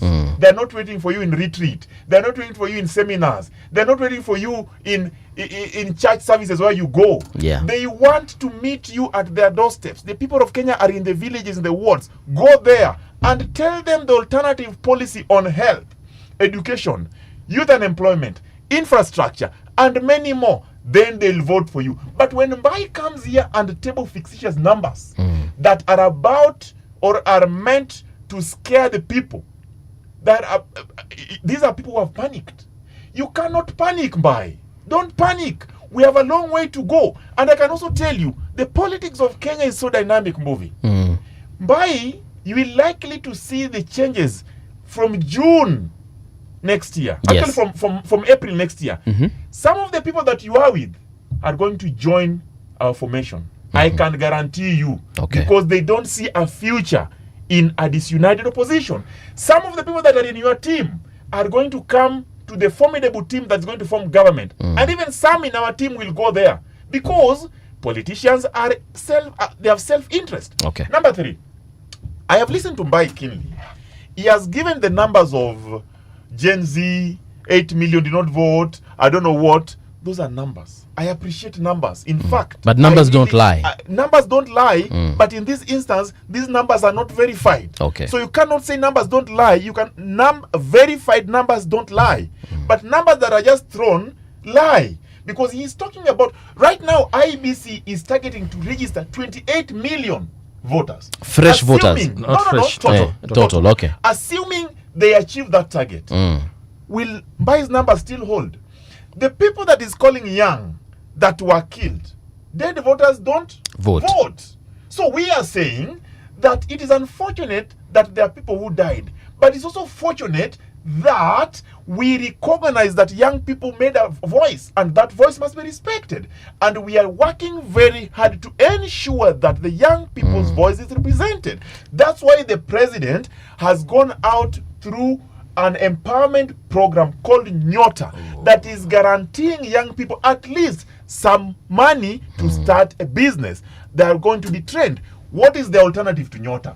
The president has said this country is now going to be a construction site through infrastructure development. We have Talanta Stadia just next to here. Monumental, iconic structure. What is the alternative? We are saying that we must make sure that this country, it is better than the way it was last year. And I agree. No, let me just, you can buy a lot of time. All right. Let me just finish. Okay. Let me just finish. So. Mbai and team, they have panicked. And I'll tell you why. When the president provoked them as senators and said, we are going to win this election by between 2 million to 3 million votes, they went scampering. Some of them are now outside the country in the US. I don't know what they're doing there. Looking for funds. Of course. But don't panic. Mbai and team, I want you to organize yourself, mobilize yourself, go to the ground, speak to the people, tell them the alternative. The president has been in almost all the counties in this country. Look at the affordable housing program. I know City has an issue with it, but let me tell you, that program is now in over 44 counties. City, do you have an issue with it? No, the last time he questioned a lot of things about it. Let him speak. Okay. He questioned and I answered. So that's what I'm saying. So now, I am persuaded that the people of Kenya are wise enough. President William Ruto, I didn't vote for president. You know that? Yes, I know that. Yes. But today, from an observer perspective, from what I see, give it to him. He has managed to do certain things that are to the benefit of the people. There might be challenges. And Mbai worked for president until recently when he joined opposition. He worked for him. He was a director there. He knows that. We remember. And he was pushing that agenda. His resignation was very public. Mbai was the architect of the plan. Mbai seated here was the architect of the hustler movement. Mbai seated here was the architect of the bottom-up economic model. But there's a reason why he resigned. No, because he resigned because he had his own personal reasons. But that one we don't want to go into. What we are going into are public reasons. But you've brought it up. The public reasons are that the manifesto that they wrote is actually working. And is running away from a manifesto that is working into something that is imaginary. They don't have a manifesto, they don't have a plan, they don't have an agenda, they don't have an idea. Today, Mbai is speaking from a hollow tube as a strategist of opposition. Hollow tube. They have no table alternative. Gentlemen. So I want to ask Mbai, don't panic. Don't throw numbers that are not verifiable because numbers don't lie, but only verifiable numbers don't lie. But in all honesty, I want him to tell the people of Kenya that why are they projecting a loss while the referee has not even finished registering voters? You know, Dr. Mbai, if I remember well, and I'll allow him to speak for himself on that issue, daktari ulisema kwa sababu gani uliresign? No, uliagree ya kwamba vinye mulipanda hiyo train iko inaenda ile direction ulidhani inaenda. Thank you so much. Yes. Let me tell you, when a hippo comes out of the waters and tells you that the crocodile is sick, you need to listen to the story of the hippo, what is happening in the waters. So, Fred is talking here 1 year is when they have met Ruto. They don't know what is happening in this government. So it's good for you to listen to some of us because we know a lot. Yes, we are other architects. We are the ones who put President Ruto into power. We did a lot of mobilization in the whole country because we believed in the stories. Yeah. We believed in that issue of 4 million young people, 1 million jobs per year, all those stories. And some of us, we not only pushed him into power, we literally went and took positions as a consultant. Let me be very clear. I never go to these things for a job. Yes. I go there as to help you if you want to be helped. If you don't want to be helped, I have another life. My life does not start and end with government, by the way. I've done many other things in my life. So we went there, and good. The first appointment I got is a senior technical advisor in the Ministry of Trade, Investments and Industry. And I can tell you, that is the day one day. We were able, this AFCFTA is us who started. We brought one day here that 5 ministers from Africa, trade ministers in this country, to talk about all that trade, how trade is going to happen in Africa. In Africa. And of course, we opened all these other markets. Look at the issue of FDI, foreign direct investments. Yes. A report came during that 1 year that we served. The FDI was highest in Kenya. We beat South Africa, we beat Nigeria, we beat Egypt. The FDI that came to Kenya for that 1 year. And of course, the KIPES. You remember very well. Our idea was we are going to have an industry in every county, so that we have 20,000 jobs locally, something sustainable, which will still attract the foreign exchange very quickly. I moved to the Ministry of Public Service when the minister was moved as the head of programs, where we did reforms on NYS and Huduma. Finally, I was appointed head of government delivery service. Let me tell you, Buvi, by the time Public Service Commission sits down and looks at your CV and goes to a board meeting and discusses Dr. Peter Pai as a head, they have done their due diligence because of what I was able to offer and the passion I had for this government. We went to all the ministries. We told them, wait a minute, give us 3 things only that can transform this country. Then there was no story of Singapore. We were doing it our own way. We went, present the report to the president, and we said, can we start this thing? Because in 2 years, Kenyans will get impatient. That's what we said. Because once you take government, if you cannot run within a year, begin demonstrating something, guys get tired. So what happened? People were shuffling started, The people who helped the president were asked. They were all shown the door, especially from the mountain. Now, changes began happening. The moment you disturb, delivery cannot work in a political toxicity environment. All the ministers, Professor Dongo, all that team, Moses Kuria, all those 4 or 5 that really helped, that he knew. He wanted ministers that don't know him. So that now they can loyalty and all that to him directly. Before we knew, the man who went around galvanizing 3.8 million votes was shown the door. And then now it turned on me. Frustrations and humiliation. Me. I told them, now who are you humiliating? You have no idea who is in by. I don't come begging here for bread. I came to help you. But we thought it is our government. It's now we discovered it is your government. So they began accusing me of smelling like a goat. So then can slaughter me. Then I was like, this is serious, because if all the senior people, the people that I used to say, sir, my ministers, you know, the deputy president has gone, and they begin frustrating me. When I say let's work this way, now of course they are like, oh wait a minute, we know better. And finally I knew if they can do this to senior people, me, they are going to arrest me, they are going to do all these kind of things. And I said, luckily I went to school to study politics, I know how to do this thing. And so I did a letter in good faith. I've never looked back, and I said I was doing the plan, I'm going to do one term. Now let me tell you something. I don't know why the people in government movie, they keep on harassing us to give them their agenda. They should give their scorecard. Our agenda is to the people of Kenya, and we are giving that agenda at the right time in our own fashion. We don't need to be pushed to give our agenda. So this issue movie of where do the president get energy every day to go asking us for our agenda? Why can't he first of all account for this is the 4th year for budget year, account for the 4 years budget, which is about 16 trillion. Account for the 4 trillion that he has borrowed. Then you come and tell us that you should be able to give that agenda. People see whether it makes sense. Now let me tell you, no, this is very important. Number one, quickly, don't tell us about Tarantahera. We know what happened. That the contractor of Tarantahera was asked to go and build a hotel for the president and his people inside the Gone Forest. No. I mean, City, we were here. No, we were here. And one of the MPs from Rift Valley has a title deed of a hotel inside Gone Forest. We knew it. Number two, let's go slowly. Nyota is a loan. It's not money from president's pocket. Is it not a grant from the World Bank? Mark, now listen to me. Yes. I said city. Peter, I said city. Daktari, Nyota is a grant. It's not a loan. It's not. Nyota was signed by Professor Dungu when I was in office. I can. Who are the people who actually created Nyota? Nyota was a proposal. Okay. Who created it? Who do you mean by creation of the city? Well, somebody has to write a grant for you to get the money. Definitely. Yes. Who wrote it? That I can't. What? I know who wrote it. I know.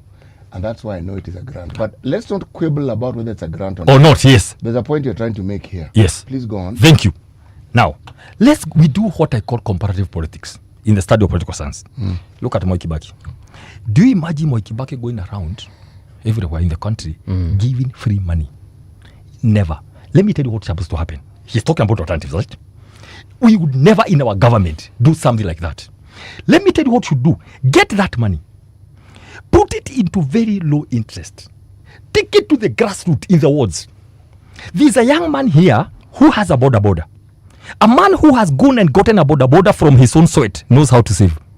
Most of these people, if you ask them, they have saved over 50. I know a SACCO that one day I started. They have over 5 million. Right now about 10 million in their account. Saving 20 shillings. Go and get these people. Tell them, I want to give you some very soft loan, 3%, 4%.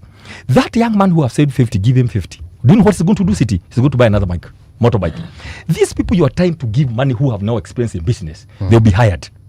To be able to like the bike on that one, money will go back as a revolving fund. Now let me tell you, and please Fred, sometimes if we can have, I can take you through the things you had wanted to do, the things we are being told here. Let me tell you, City, our proposal was, go and merge Uwezo Fund, Youth Fund, Women Enterprise Fund, into some good institution, lower the interest rates. 5 billion, this one, was supposed to come there. But do you know what happened? When the government found that for 4 years they are not able to do something sustainable for the youth, and it's an election year, because we are not able to do something sustainable, take free money, give them. Wait a minute. Bonambai, let me ask this question. Yes. You know, I've been listening to the discussion we've had, and it's good and it's interesting, and the viewers enjoy it. I have this problem. When politicians speak, the people who are never at the center of their discussions are the citizenry. Yes. The politicians talk about their problems, their issues, their differences, but the people who elect the politicians, the people for whom they claim they want to bring about these changes, are never really part of the discussion. You see, I understand why people get into government. There has to be some self-interest somewhere. There's nothing altruistic about politics. If it's altruistic, then you join the church. There you can be altruistic, but not in politics. Everyone who is in a political party is going to ask the citizenry to vote for them at some point. And they're going to claim that there's something they want to do for this citizen. I've been sitting here, I've not heard either of you tell me what you guys are going to do for the citizen. You're telling me where you stand on issues, and I've understood it, it's good. How does this take the 38% of Kenyans, whom according to the Global Hunger Index, are on the verge of starvation and they don't know where the next meal is coming from? How do we uplift these people from where they are? Of what use are all these grand plans if more and more Kenyans are getting hungry? Because now the numbers are the worst we've had in 25 years. So what are we doing? City, this is what I'm going to do for my 2 minutes before he goes. Thank you so much. This is what Kenyans are saying. We had these big promises and all that. Industrialization, youth empowerment, ABCD are going forward. You know, kazi maju, like now 3,000 young people don't have the money, the 200,000. Since last year, wameshika makaratasi, they have the jobs, agencies got them jobs, they have visas, they have expired. Since last year, July, 3,000. Kazi maju, they don't have. And Fred, you can go back because you have access. Go call your ministers and the youth. 3,000 young people. The agencies have called me severally to tell me, buy a please tell us, because the young people are with one of the young people have committed suicide in Kiambu. Because wameshika makaratasi. Now let me tell you. This is what, let me paint for you a picture for 2 minutes for Mbuvi and City, kindly.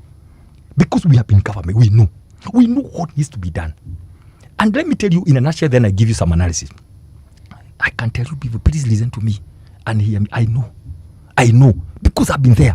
I've spent my best years moving to every state department and analyzing budgets and office of the president, you know, DP, office of the prime minister, the chief of staff. We know these things. The 70% of the challenges City is talking about on food security, on job employment, industrialization, policies on foreign policy, on trade, on exports, on mining, I can tell you, they can be done 70% of them through simple administrative action. Out of a leadership that has sown into not stealing, listen to me, not stealing. You cannot be the father movie and you are tiptoeing at night to the fridge to go and steal, to go and take milk and bread belonging to the children. And you are the father. No. I'm saying 2 minutes. Please, 2 minutes only. 2 minutes, yeah. So, what do Kenyans want? I can tell you. When we take government next year, it will take one sitting to agree on the policies. The problem we have in this country is lack of capacity to govern. We have people who don't respect systems, structures, institutions. That's why you become president, and the next thing you want to do is to kill the constitution. You become president, Bovi. The next thing you want is to everything to rally around State House. You know, you become president. You want to desecrate State House by having political parties meetings in State House. Let me tell you what Kenyans will look for. Let me tell you what Kenyans will there. I am getting to be of the opinion that you're actually not a politician. You are actually a bureaucrat because I said 2 minutes too. Allow me to respond? Before no, I'm getting there. City. Okay, that's 30 seconds. Before I become a politician, I am a serious professional. As an expert on delivery in this country, in a serious leadership and governance. But let me tell you, my 30 seconds is not enough. So what am I saying? So what you're saying, listen, Kenyans want a president who is not a one man. They want somebody who is a team leader. Okay. Like 2002, where the best minister will be given a job and be allowed to work. So that now you go think about what we can do about agriculture, guarantee minimum returns, about food production, about this. Today we are sitting here, the president is going around dishing money. People are dying in Turkana. No, listen, so 2 countries. You have 3 minutes. No. You cannot give my time and you give him all the time. Even though he's in opposition, but it's okay. No, kindly continue. I appreciate what Dr. Mbai is saying. You know, Dr. Mbai is a professional and a politician at the same time. Yeah. But I agree with the city, and city has cited him for not being a good politician. Now listen. No, that's it. Listen. I'm listening. President William Ruto's, you know. I cited both of you. No, exactly. You cannot. Yes, myself. No. Listen, Bobby. Dr. Mbai says that the Nyota money is a loan. It is not. Number 2. Can I ask you to use this microphone please kidogo tu. Hii yako ni kama imenipatia shida. So all this time hapana ni saizi tu bro. So no, this man is going to side sabotage. The opposition are working very hard with RG to ensure that the message is not home. The message will be home. You're fine. I can tell you. President William Ruto's National Youth Opportunity Towards Advancement program is more than a youth initiative. And I say here with a lot of conviction. Remember, I worked at the Ministry of Cooperative under Oparanya. I was one of his advisors. And I know I had meetings with the PS in charge of MSME, Madam Susan Mangeni. I sat in some of these meetings. I know what I'm saying. While Mbai and team could have initiated the project, but at the tail end, before I moved to what I'm doing currently, I had an opportunity to interact with these documents. This program that is now targeting over 2 million young people is going to go across all 47 counties. It offers basically economic agency, not handouts as Mbai is putting it. It has recognized that meeting the people at where they are, you are meeting their needs. The President of the Republic of Kenya is a politician, Mbai. And that's why he has taken this as an initiative to go to the people, disperse the funds, and also engage them and ask them, how did you know about this? How are we going to use this money? This is a grant. They are not going to pay back. The opposition and team have said it is just 50,000. You know, these are rich men. They drive big cars. They live in big houses, in mansions. They travel abroad and get treatment elsewhere. Even the young people that the President William Ruto is targeting with the Nyota, they have nothing. If you give them 22,000 and give them another 22,000 another phase and save 3,000, you shall have helped them. They can start a business of smoky. They can start a business of kinyozi. They can empower themselves. That is why the President talked of bottom up that Mbai created. Can I assist you? There's something I want to throw in some. No, you don't assist me. You just give your opinion. I'm assisting you. Then throw the stats. Then pick my mind and tell me what I'm about to say. What you're about to say, I don't know. But don't assist me. Because if you are going to assist me, how do you assist what you don't know? I'm telling you. But I know what you... Look, I know more about Nyota Fund than you think you do. Proceed. Okay? Proceed. There's what you know, there is what I know. Okay. Then there's now what we know. Proceed. CTP wetumia mic sasa. 56% of the population of this country earn less than 20,000 shillings per month as a household. That's true. Okay? I'm referencing the 22,000. Correct. 22,000 becomes a lot of money. That's Correct. really what I wanted to say. Thank you, City. And it also confirms why the opinion poll about Nyota projected that majority, over 70%, support and believe that that money is useful to them. And those are young people. The same young people that Mbai and team are now saying do not believe in this government. Mbai, they are going to vote for William Ruto man to man. Let me tell you. I am convinced. You know these two gentlemen are campaigning for the... I am convinced. Sour. And the land in your campaign. I am convinced. 30 seconds. I am convinced, Mbuvi, that as we go along, Mbai talked of a scorecard. Let us not tell them to give Kenyans alternative. Let us give our scorecard. Our scorecard is visible. When the president go out there, he tells the people, look around.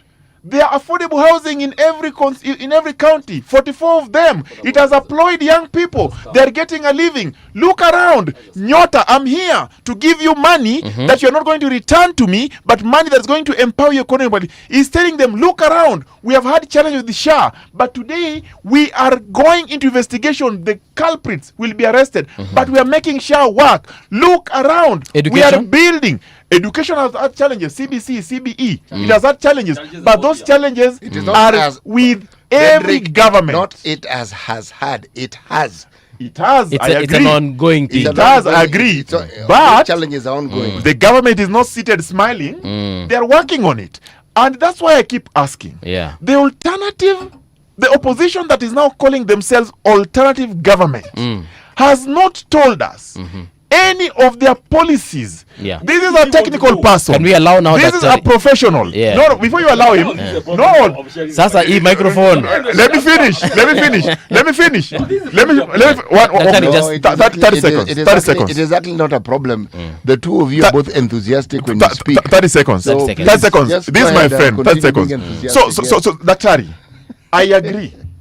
You have highlighted some of the issues that need to be addressed. I agree. And I acknowledge that you voted for William Ruto and you believe in him. I agree. You still believe in him. What I'm asking you to do, if you want to go the opposition way, if you want to go the alternative way, please, Daktari, advise Wamunyoro and the team, instead of just going for rallies, seminars, workshops, put them down together and tell them the people of Kenya want to know if we are going to criticize SHA, what is our alternative? Okay. If we are going to criticize the education system, what is our alternative? If we are going to criticize youth unemployment, what is our alternative? Because that is what will put votes in the basket. Thank you. Director bwana, hii maneno hatutafanya hiyo bwana. Nitanunua microphone. Unajua Dr. Mbai. Use the microphone, City. I want to be like them. Yes. You are saying it is important that these differing views be heard. But gentlemen, beyond campaigning for your respective factions, can we actually get to understand what you're saying the government has done? That's what the government is supposed to do, and they're the ones who told us they're going to do it. I asked a question. Yes, they are. I asked a question, and I'd like it answered. How do we ensure that we remove our people from poverty and hunger? That isn't a question that is going to wait for the election, because if people don't eat, they die. If our politics isn't focusing on ensuring that the numbers of people who are poor and cannot eat does not continue increasing, how do we reduce these numbers? Because everything we're discussing here is interesting and lively, intellectually stimulating, but it is useless if with these discussions we still have those numbers of people who are facing that dire problem on a daily basis. I hear you. It's a factual thing, and we are going to stick to that still the direction you are giving. Now, let me try to say this quickly. The next time Fred and the president will be speaking in the State of Nation address, they should address that question. They are the people who saw when we try to help to answer that question about production. The problem city we have is that we are a consumption economy. We import everything, we don't produce. And so the problems we have, we cannot sell. We don't trade. We only trade some raw things here, coffee and all that, some raw stuff. The whole idea about production, I'm giving you now because you have asked a very good question. When you talk about employment, the promise was 1 million per year. That is the promise. 1 million per year, young people. So the question that we are talking about the scorecard, they should tell us. When the president is talking tomorrow, he should tell us 22 counties today. You can see the photos, eh? It's here. They are facing starvation in a country that he has led for 4 years as president, with 16 plus trillion, I think about 20 trillion, including the loans. So he should tell us, before you go to ask the opposition of the agenda, tell us why are people below the poverty line? How many people have you moved from earning ABCD amount per day to who am earning ABCD amount? Just to answer City's question, that is a work that the city, that the president should be able to tell us, to account for what they have done. It's painful. Let me tell you, by another 2 weeks, this will explode. This issue of starvation, there's going to be, the people are warning the rains are not going to be there. All these people, things government knew 2 years ago. When you see a lot of rain, it is followed. When you see a lot of El Nino, it's followed by La Nina. You know, the situation which is dry. These things are supposed to be known by government. Now, let me tell you something. That's why we are saying, Buvi. Yes. When the best thing you can do, and please, I'm not demeaning the 22,000. Please mark my words. I'm only saying this 22,000. When you give money, where will you get the next money to give the next cohort? Because 100,000, we have millions of young people. What you do, you give it like a soft loan with 2-3% to give some accountability and discipline. How to use it? You cannot begin telling people that you can get free money. Free money means money that you cannot bring back. Because what is accountability? I can tell you today, the numbers out of all that 5 billion, I can tell you, that will be used in another 6 months. You go back, and I would want to ask the media, follow these people one by one at home. You discover somebody alikunywa hizo pesa within the first 2 days. Because they were given free money in a political year by the president is going round.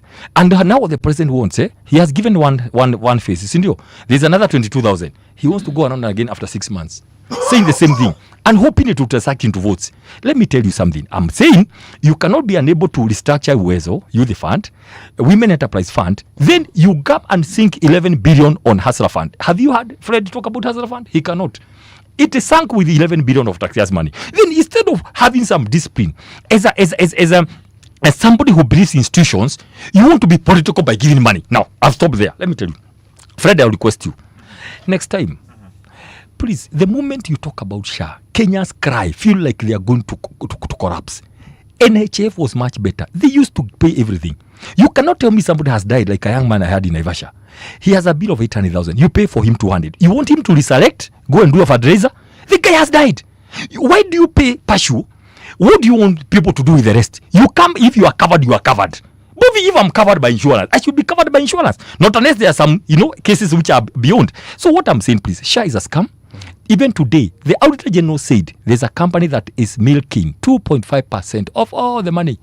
The company that is supposed to maintain that system, the 104 billion system, the NHF needed only 700 million to upgrade it. This is theft. And that's why I say the problem with the leadership of this country, they are the fathers, but they have private interest in all the public programs. Hold on there. Look at e-Citizen. We have been here with you. There are people who are stealing from Kenyans. Even we are speaking right now. Some shillings are going to their pockets. Look at affordable housing. If there's a scam and a sham, it is affordable housing. The Auditor General, not me, Fred, she said she listed 4 issues about affordable housing. Let me tell you the basic one. Who told you are going to take money from me by force? If maybe your need right now is a plot in Kamuru to go and keep it there, then you plan your life, you pay for schools for your kids, then in 10 years you're going to build. Maybe that is your plan for housing. Who tells you that you are going to take money by force? I never signed anywhere to be deducted money. You cannot come with a policy to tell I'm going to give you my money by force. Number 2, you take our money, go take it to the treasury bills. My money, you go take it to Brescia because you cannot consume it. It's too much money. Have you noted there's a lot of money flowing around? Listen, first of all, we were told it's affordable housing. It went to markets. That money being floated, 20 markets in Nakuru County alone, 15 markets in Kiambu alone, 30 markets in this county alone. Now, the money has moved now into building hostels to young people. The same your money. So the money you see president floating around here, it's a money you are being forced to give by force. Okay. Finally, Bovi, can I ask you a question? Please do. There's no way on this earth you can own a house in a public land. It will eat you. And that's why we are saying, the moment we take over, those houses will revert to the county government. Right. People will pay anybody, all the money that people have been giving out. We have to find a way of refunding the money. Because there is no, this is a scam. All so right. Now, let me tell you, 4 years later, no, wait a minute, Buvi. I'll allow you, Fred. Just allow Buvi, listen. He asked for alternatives. We have told you alternative. On health, we are not going to say we are going to revert 100% because we have to look at NHF, but something like NHF upgraded. Okay. This is theft. Number 2, who supplies cement and steel for the affordable is some people who are powerful. Let me finish. 4 years later, sitting. You take over government in a crisis with the education system. There's no way you can be talking about challenges 4 years later. It's not possible. Let me tell you.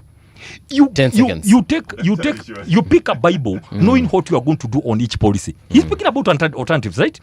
And finally, what you fear most of Kasongo must go and one term is what will eat you up. Okay. I can tell you, Kenyans are angry and tired. City, let him answer how many people have moved from the poverty line to the other line, and the people who are dying right now, 22 counties. Let's allow him to answer. In a country that has been there for 4 years. Okay. I now see why sharing this microphone is going to be a challenge, because Dr. can sit on it and decide that I'm not going to speak, and I can switch it off. No, you don't do that. You don't do that. You have never done that, I know. All right. Moving and city. Yes. I have listened to Dr. Mbai. He says a lot of things in a very flowery language. You know, starvation has been in this country for the level. There are seasons that said Kenyans from certain regions starve, and there are budgetary allocations to secure that. He knows. He has worked in government. So it is not something new. It is not something that President Ruto has caused. President Ruto has not caused starvation. President Ruto is trying to ensure that Kenyans don't starve. Yeah. Now, let me just continue. Number two, Mbai is telling us about SHA, nini, affordable housing. This is the same gentleman who believed in this plan. Yeah. He worked on it. He sold it. He gave it to the people of Kenya. Today is disowning it. Like Judas Iscariot. Fred, be fair. No, beef. No, let me just speak. Yeah. No. Doctor, just a second. No. Yeah. Doctor, I'll allow you. Just. You see, what I'm trying to tell Kenyans, Dr. Mbai, because he has shifted politically, is now disowning his own handwriting. You cannot disown your own handwriting. You are part of it. What we must do, we must make it better. Tell me how we are going to make it better from the challenges that is facing. What are the challenges affordable housing is facing? Give me solution to those challenges. As it is today, has it created employment? Yes. Has the houses been built? Yes. Is it a manifestation? Yes. Is it a scorecard? Yes. That's what we're talking about. And let me tell you, movie, this issue of Nyota, let me tell you something. The opposition today must know, in effect, that Nyota is more than a funding. It is more than a grant. Because it is a long-term investment in the young people. And they will wake up on 10th of August 2027 to realize that the youth that they were pulling in rallies, the youth that they were telling, Kasongo must go, one term, I don't know what, they have actually benefited from Nyota, and they're going to cast their vote with Kasongo because Kasongo has helped their lives. What have they done? Finally, bye. As you sit in boardrooms, as you go for the retreat, as you go for the seminar of the United Opposition, tell your leaders, tell your principals that the people of Kenya will associate with the person they see daily, they interact with daily, they engage daily. That person that happens to be that person today is William Ruto. He is everywhere, speaking to the people and addressing their issues of concern. Okay. I appreciate what you are trying to bring today as alternative, but your leaders don't know it. They don't articulate it. They don't say it. Go tell them that that's what the people want to hear. For us, we are saying that today as we speak. Do you know where the president is? Where was he yesterday? He was in Kilifi, Malindi, doing the same thing, telling the people of Kenya, the young people, the 8 million that you are saying will not vote for him, that listen, we have had challenges, but here is money from World Bank that I believe is going to start your life. Don't refund it, but use it. He has said that some of those people will drink that money. Bye. Okay. If you believe in Nyota and you say you're part of it, do you know that the people that are getting the Nyota fund are first going through a training, are first being identified, and then they are given in training on how they're going to use that fund. It is not just something you pick people from the street and give. It's not just training, they're also handheld. They are handheld and they're monitored over time. It is an apprenticeship system. Exactly, City. That's why I'm telling these people of that's why I'm telling these people of opposition opposition, tafadhali. If you are going to meet Ruto on the ballot, you better have a plan. You better have an agenda. You better have an idea, because Ruto will have you for breakfast by 10 a.m. in the morning. I am telling you, Mike. I am telling you, Mike. Paul. Yes. You know these fellows, we are going to invite them again, but they're going to pay. Because we invite them here to discuss issues. They think this is a platform for them to support their parties. We will keep inviting you, gentlemen, but you're going to be paying. Daktari, we have about 8 minutes. So and let's be generous with each other as far as the time is concerned. We be fair rather in terms of time. So you want to respond to something. Yes. And as you do that, because also it is a question that has been asked not just by Fred but by the general public and other people that we've hosted here. Apart from criticizing the government and picking out and poking holes in their situation, what fresh stuff is the opposition planning? Very important, number one. Like I've told you. First of all, don't tell us that the president is very busy every day, that he's available in all the TV stations. The question is, he's busy doing PR instead of governance. That's what I told you, the problem we have in this country. We have so much politics and PR other than governance.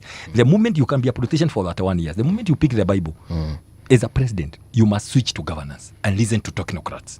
Listen to people who tell you how governments are run. Yes. So don't tell us somebody is busy, busy everywhere, trying to create more promises on top of what he promised 2022. You cannot tell us about young people empowerment. You cannot. When UWES is not working, Youth Fund is not working, WEF is not working, Hasra Fund has sunk with 11 billion. Then you say, because I'm not able to put structures, I can come and give you money like that. I can tell you, seated here, city.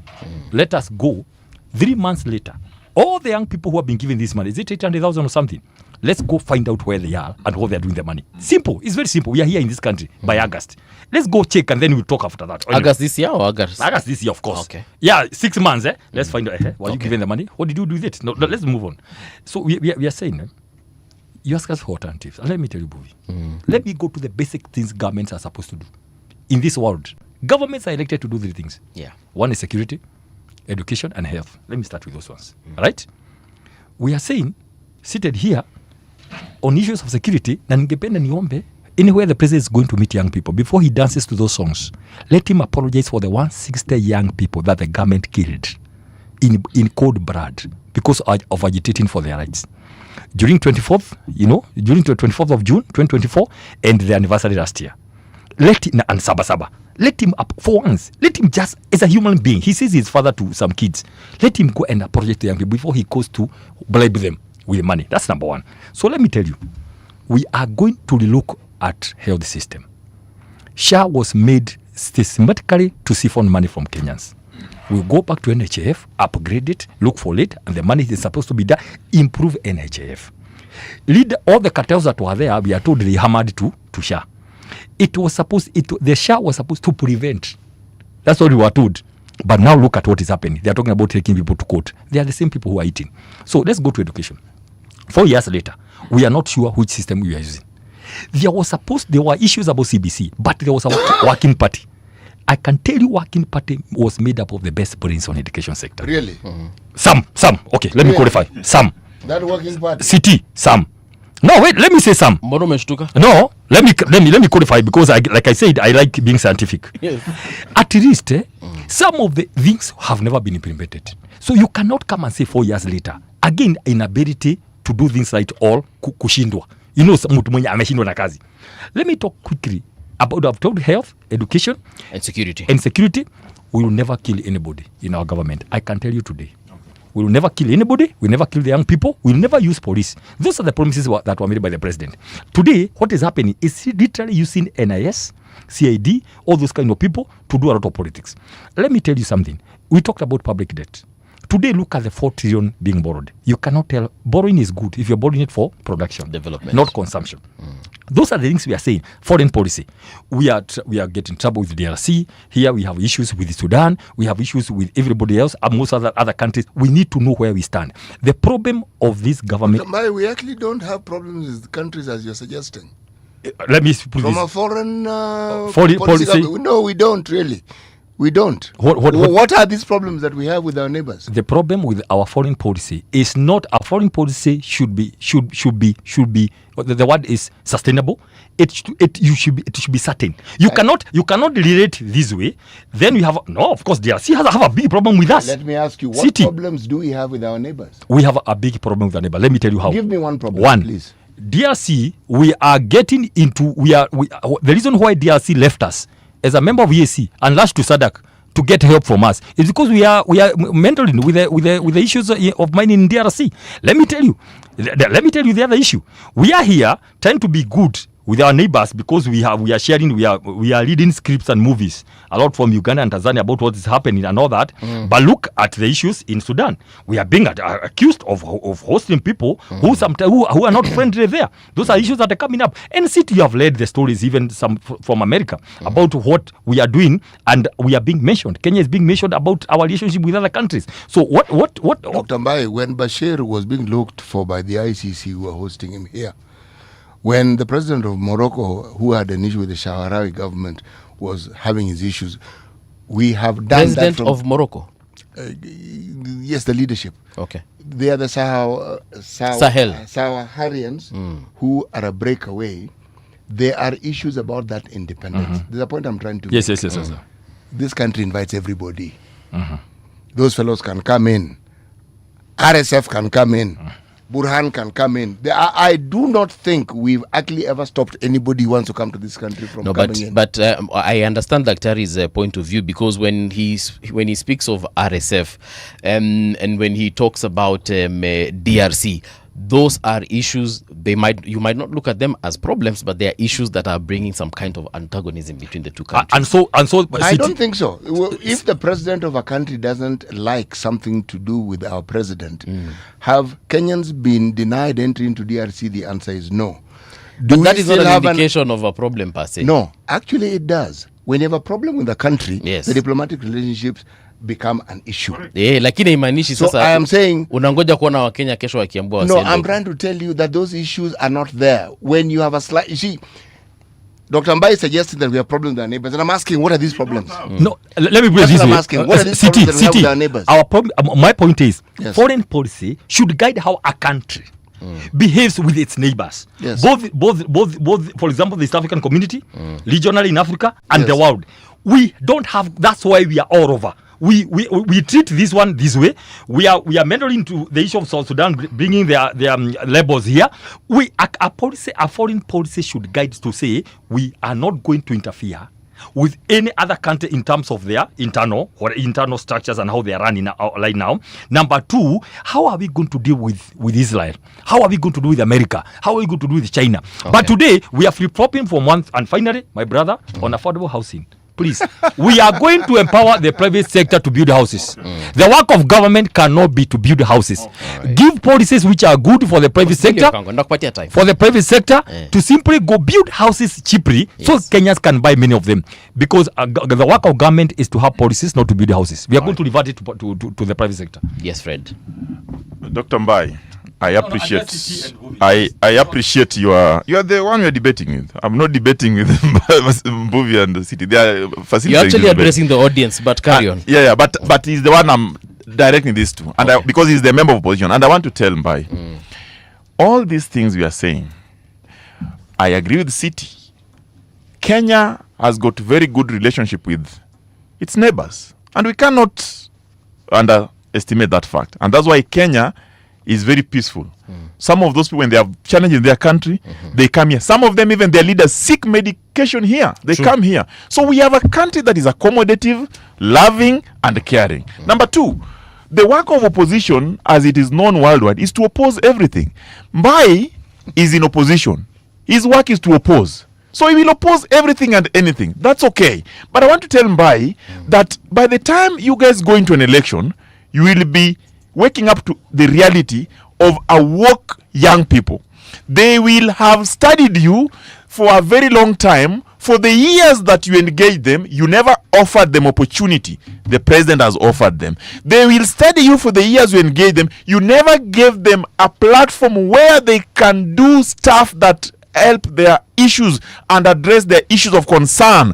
They will shift. We are going to have an economically empowered young people that they will remember that the person who came to their doorstep, in their ward, in their constituency, in their county, to give them at least something that they have never seen in their life is President William Ruto. They will go to the ballot with a brave face and mark tick William Ruto. You shall have lost that election. We are telling you today that Mbai and team, again, when you go back to your retreats that you do, many of them, your seminars, your boardrooms, please remember, the people of Kenya want alternative. They want to compare the share that president is offering and your ex. They want to compare the infrastructure development the president is offering, which is all over, construction sites all over, and yours that has not been started. They want to know that you, the opposition, that you are talking about debt management, you are talking about corruption. What are you doing about it? Are there people in your team that have also been accused, have been removed from office because of corrupt practices? Yes. What are you telling them? All right. Today, let me finish. Today, we are telling you, the people of Kenya are listening to me. The government of the day has challenges, like any other government. But these challenges require solution. We want to come together as a people of Kenya. Let's call what is good, good, what is bad, bad. Where there are challenges, this is our country. Let's offer solution. But if we join an opposition that has no plan, has no idea, has no manifesto, has no policy, but only says one term must go, Kasongo, that is not a policy. Thank you. That is a sloganeering platform that cannot help you young people. Run away from an opposition that is not useful, an opposition that is disunited, an opposition that is not going to offer you anything. Okay, you are Fred. looking at your life. Your life is more important. Your life is better with the government that is offering solutions than with the opposition that has nothing. Fred. That is my word. Frederick. Edna, when you invite these two gentlemen the next time, give them the red card. We shall pay on exit.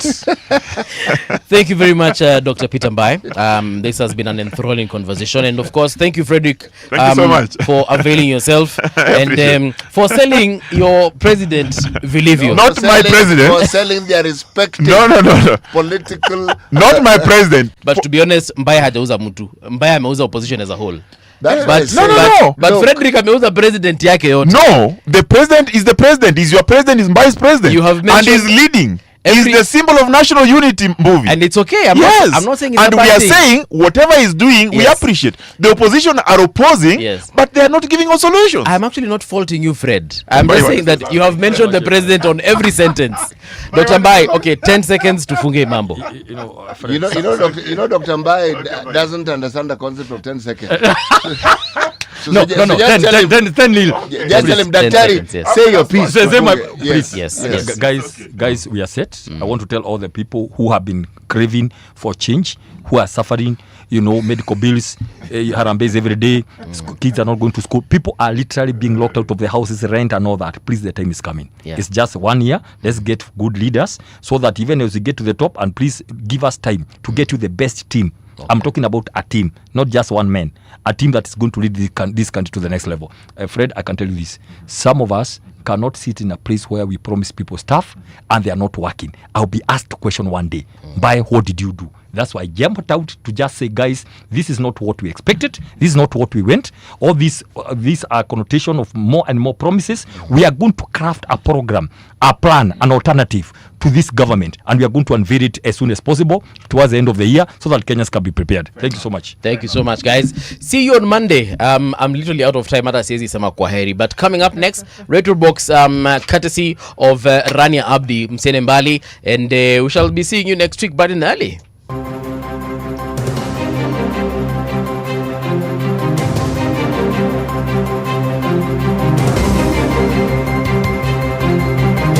This is the Radio Generation News. Good morning, I'm Winnie Maganga. Kenya's election body, the IBC, is under growing pressure. Opposition-linked groups are calling for major reforms, including cancelling some election technology contracts. Meanwhile, government supporters warn that